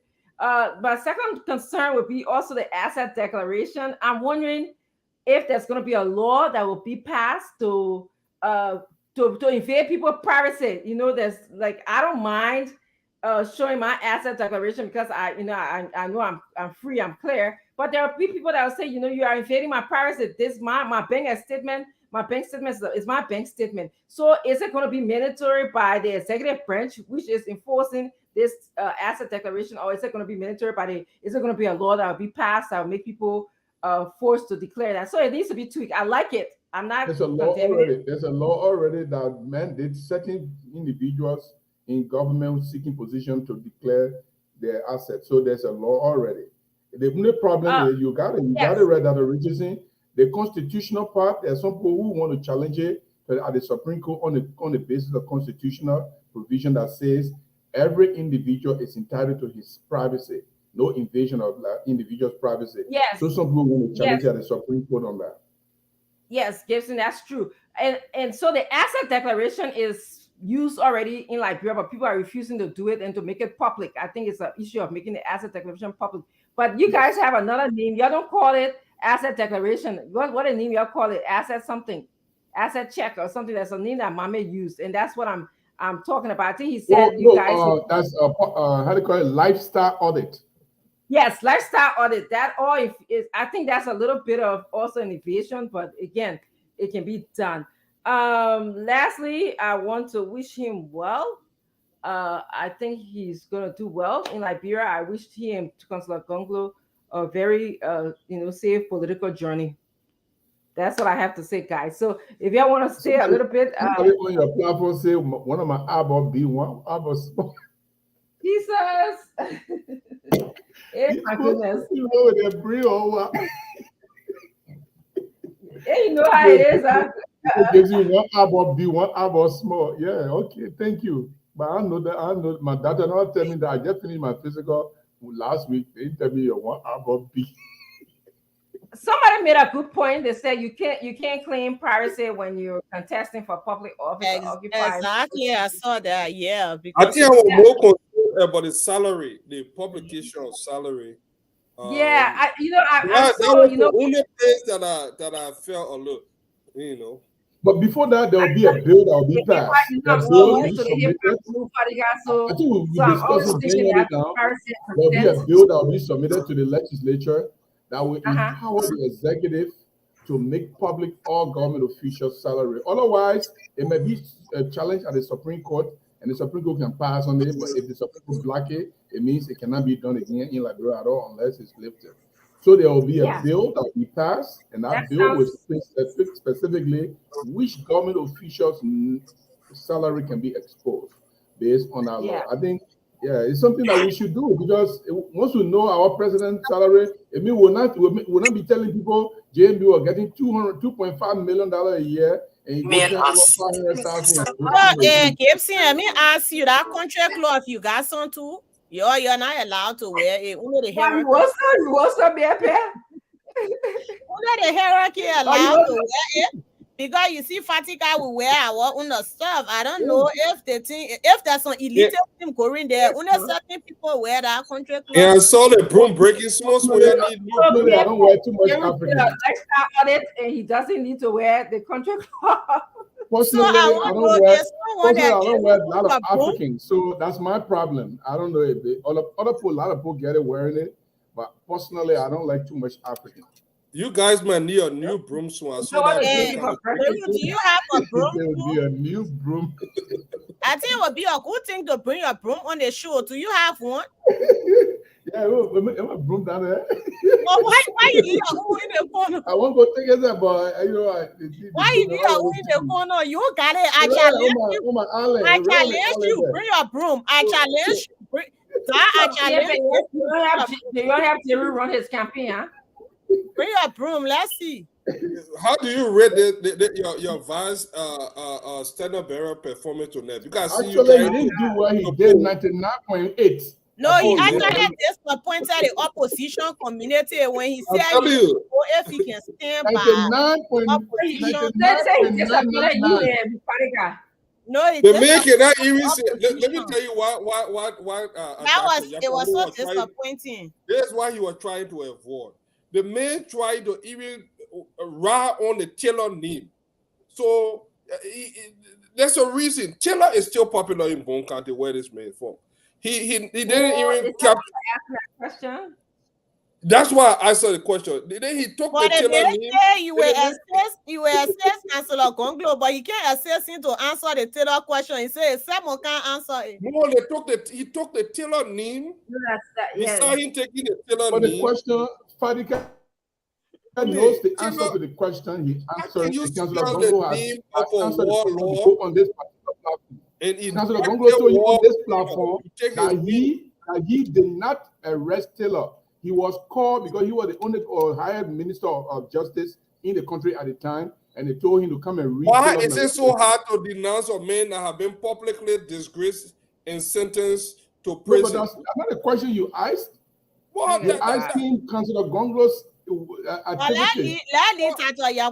He will come, we'll work together in the future. No, but the main answer. The people are bombing with beat your quartet on knee in that place there. Fadiga, Councillor Gongo already answered the question. He did not arrest Taylor. Taylor was brought, and they needed a higher government official from the Ministry of Justice to do that. The minister was out, and all of point, he was the Solicitor General, and he read Taylor her Miranda rights. That's So all that he was did. his role. That was the role he played. He didn't arrest Taylor. But they can't tell. I would have loved to have him talk about his economic plan. How would he work with corruption and all of those things? That question, we missed that question. He had a beautiful suggestion. I thought you had a hard question. You couldn't ask that question too. All your hard questions, you were reading statement. You have one question. I know you got that. I mean, like Indian job. I asked some of the toughest questions that you can imagine. They're all promotional questions. You're telling, oh, my question tough, my question tough. I knew you're lying to us here. You try to repeat my own question. Yeah. Yeah, I know. Well, JB After the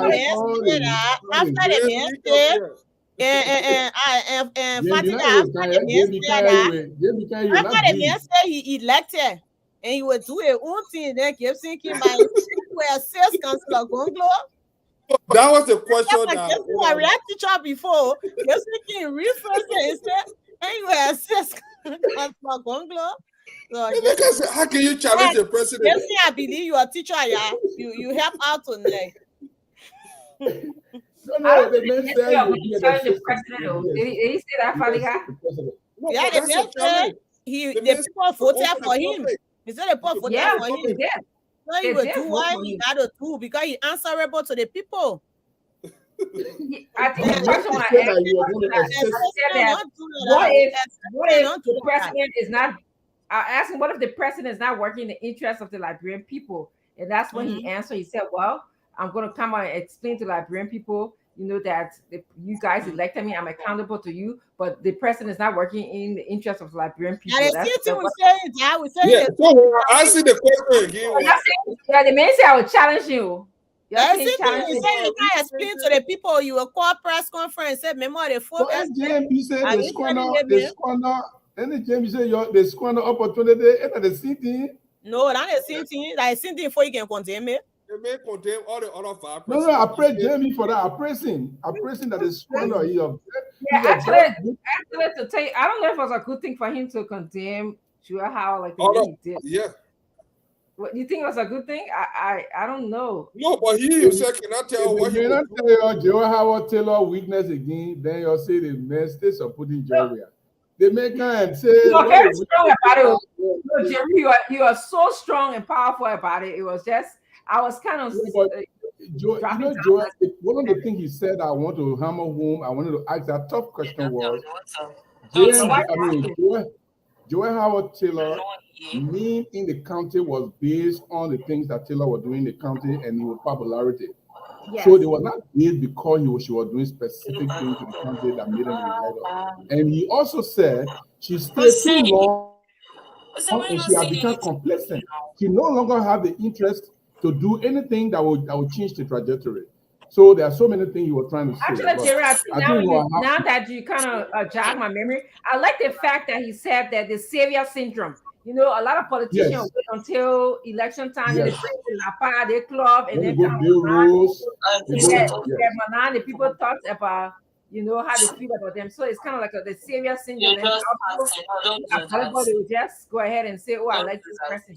But anyway, look at Nelson won't go home. I think I wanted to say that Nelson coming in because it's late over there. I think he wants to go home. Yes, so It's been late more than this. It's been late more than this. Nelson, not worry about that.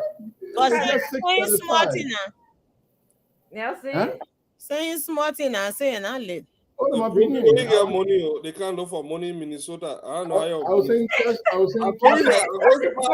I'm going there that's today. a very good point. But go to the program. You're in there. Go see and I'm going far. They hiding the address. Gibson, can you share the address?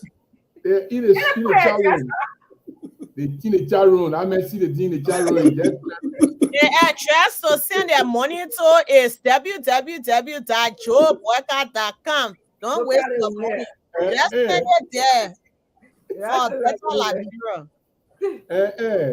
Well, I'll go there. Get a spot. Get a spot. Yeah, can't tell us. Get a report. Can't get given. Listen, if you meet that German face to face, Well, Fatika, you in choose your Minnesota, party. you need to go there and post Susu there because they will come to you second round. Go there. You meet that guy and talk with him personally, you will change your party. But we saw the man right here. They make it there. It's a different thing when you come into interview. No. It's a different posture. He It's said a he don't different know posture if he wants to when you are remove doing the an interview. CDC. And coming to spoon talk. He was right here. He said he That's know not if small he thing for wants anybody to to come here. remove the CDC. Then what? Even some people yesterday took their words back. Even yesterday, some people took their words back. Imagine that. You say you would challenge Councilor Congo, so you gotta be So careful. the message you will assist. I'm making it sound bad. And the man said he's not sure whether he can remove the CDC if it's not. No, he didn't say that. No, he didn't say that. He He said said if it's you're not going to win.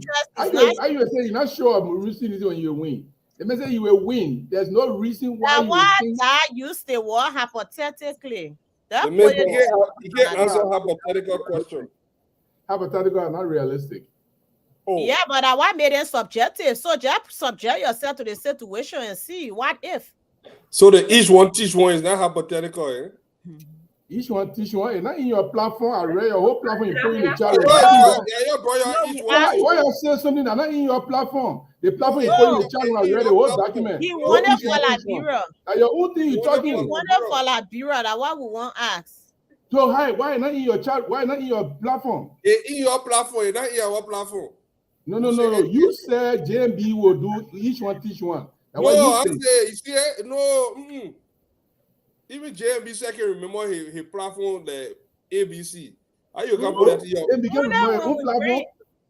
When we bring Yapawolo on, you will help. You will help our people. You're going to ask for arrest. What a question you're going to ask for arrest? You have no question to ask. They can explain arrest. It's not when they disappointing. tell agriculture, they don't know how to tell you what they will do with the agriculture. It's so disappointing, Gibson, that if my vice parent were here tonight and you ask him why if Mr. Cummings is the one there against CDC, he will go for the opposition. It's okay. Mr. Cummings said it. Even Mr. Cummings said he's supposed the opposition. So they find out vice presidential candidate can just be and what should I say? You can just have the kind of hope that Jonah. So you expect Cummings to come here, Cummings to know that he's going to win. They ask Cummings, what will you do when you not get it? I said, no, I will get there. No need for me to worry about that. Mr. Cummings will say, I hope to win. But if the Liberian people don't see if they say, I will win, we will win. Congo will win. So we're not having a second thought. Congo will win. The guy is good, man. He's bright. He's intelligent. He got a good story. I think the people want a legislature for him. Sometimes we got to listen what people want for us. Yeah. I think he let Gibson then fool him. He shall one of the callers said they gave him money. He shall go to the It's so interesting, right? Our callers are so interesting. Oh, they can deal with us. We can't have it two ways, my people. We can't have it two ways. But we love our because they keep the station going. Yeah, we love our viewers. We love our viewers. But this name issue. Even you said it fine. What kind of name we get? Function. First of all, what do you mean do it? Serious. Fadiga, you have changed your But name which as one, well. Fadiga? Which one you not satisfied with? No, Because I you see. can't- Fadiga name was not All the Hussein. whole family get different name. The No, whole he's, the name. only thing I see about the name, he's a grateful person. You got this. The way he keeps the name, he's grateful. I don't have problem with it. I'm not an egoist.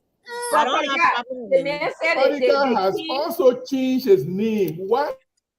How Change achievement? your name, Yeah, but Fadiga. let's I say they want to came know. together as a family. They had a meeting and they decided. Why did Fadiga change his name? I want And your then eyes to why did he change his But name? if Fadiga, you know, there's changing in business. That's something that can happen in Liberia. So you know. No, but then they misspell the name. But it can happen. All right, It can no, happen. what we want to know, what are they are Yakpawuro now or they are Taylor? Which one? Yeah, Yapawolo. Yakpawuro. All right, so all of them got Yure Yakpawuro. No. I know about my vice presidential candidate. I don't know about the rest.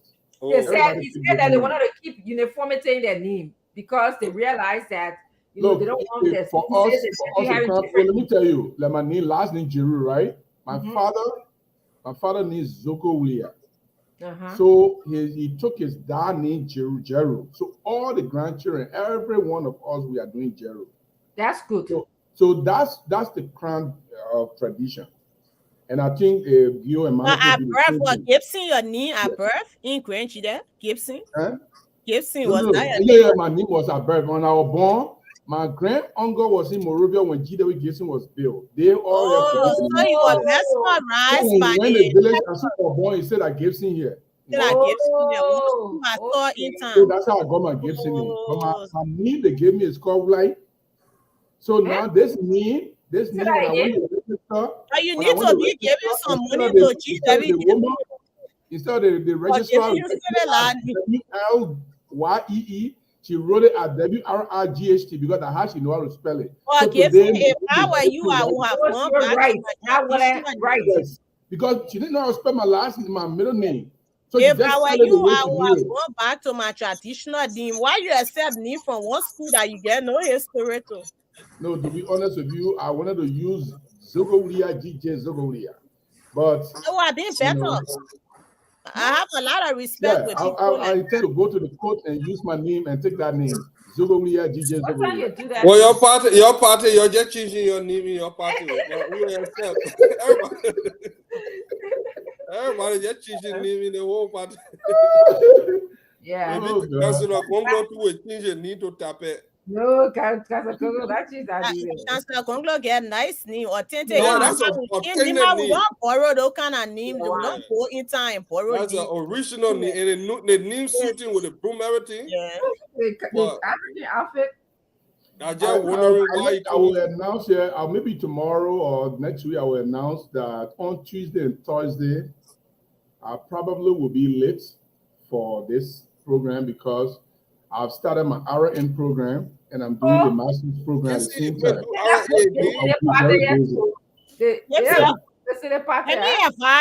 Let me advise you. Even though you're running against us, but I know you will put resources in the second round. You know, it'll be a good fundraiser thing to set a broom.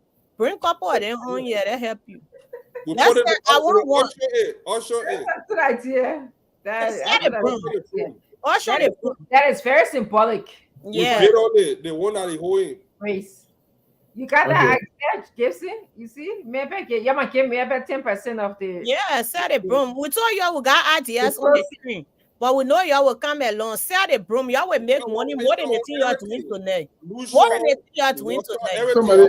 Everything. Y'all put out more Amazon. That's set a broom. Oh, that's a great idea. Amazon. Because I have about 20 years I've been giving it to people. I think I can sell a broom. Sell a broom. Yo, when I say you correct again, my people will start y'all bring them. We are in a comfortable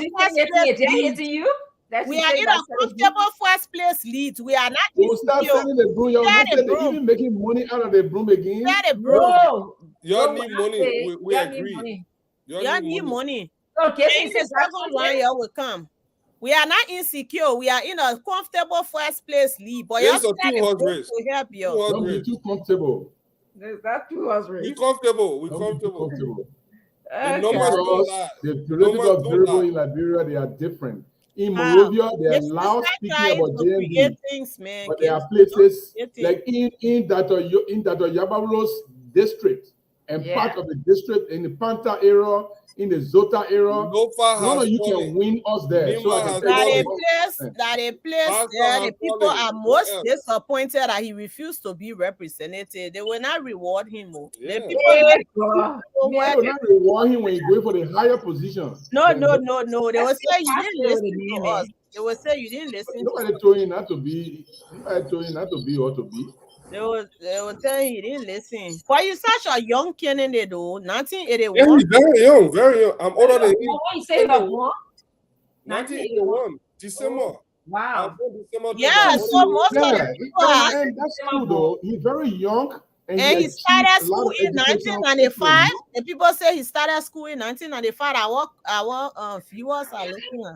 Yeah, our viewers are questioning the way he went to The timeline, his yes, educational they timeline. were questioning that. They say if he He had got a lot of double promotions. He had a lot of, if he got job promotion, Yeah. it still took him 13 years or I 12 mean, I years. had 2 double promotion when I started school. First But grade, second grade, still, third grade. Fourth grade, fifth grade, if he sixth grade. started So it was 1995, the time I spent in school to get high school degree and certificate is very short because of the double promotion. So definitely, so from 95, You see, you stayed right there at 30 from high school. What you say? Oh yeah, I was maybe 19. You were in your He goes back to school. No, 1985. I was in the 7th grade in Nipo Junior High. So 1984, I was getting out of 6th grade. So I started school very, very late.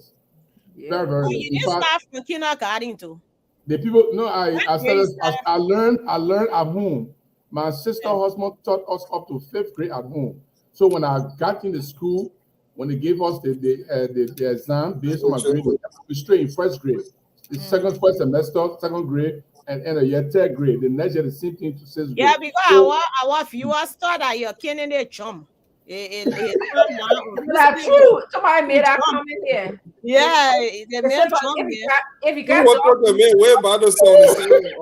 if you get top promotion, you should be graduated from high school before 12th grade. I mean, earlier before 12 years.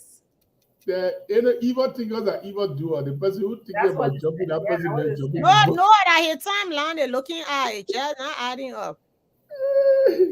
Wow. But no, to be honest, the German is a smart German.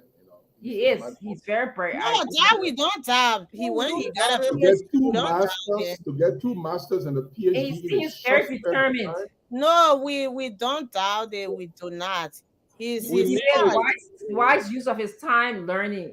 I can tell. Even his name, the way he maintained his name, because he tried when he go to some 14 circles, the people say that man got some of our culture. It's a Ure and Jakpawolo. So he blend both Liberian heritage. He's on this smart for him. His strategy to hold on to the elite class and the indigenous. All the things are smartness. So what will you do if you live with your uncle and your uncle ask demands people that you tell what he did? Ask people tell what he did.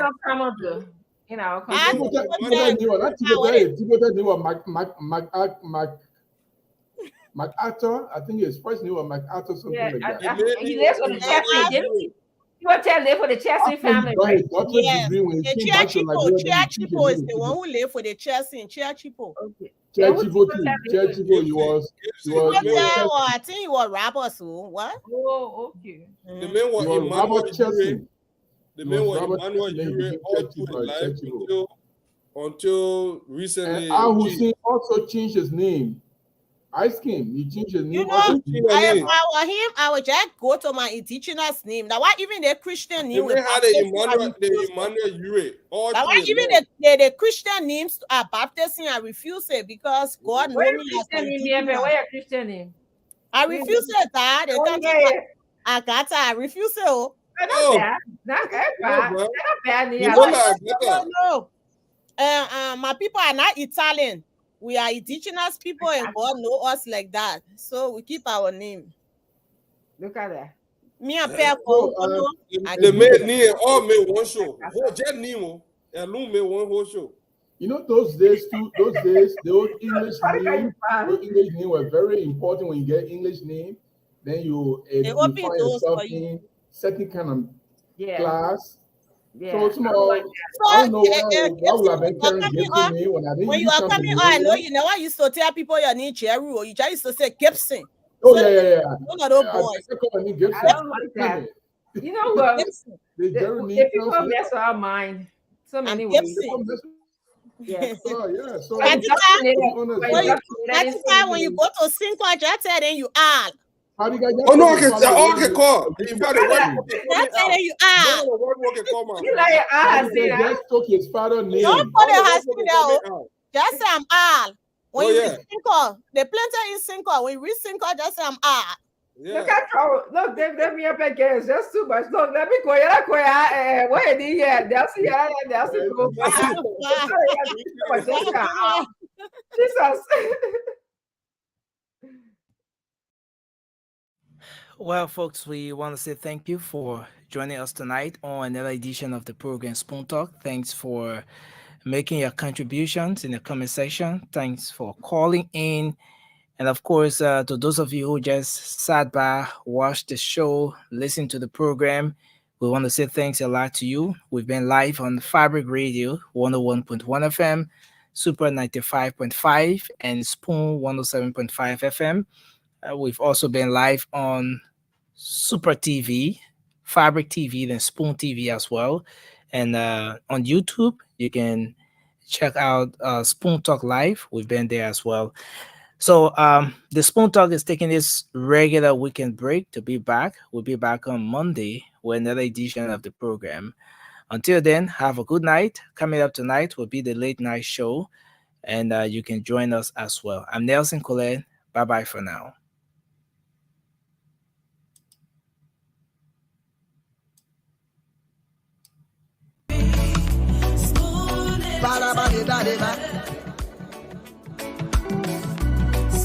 Skibidi bidi dabado.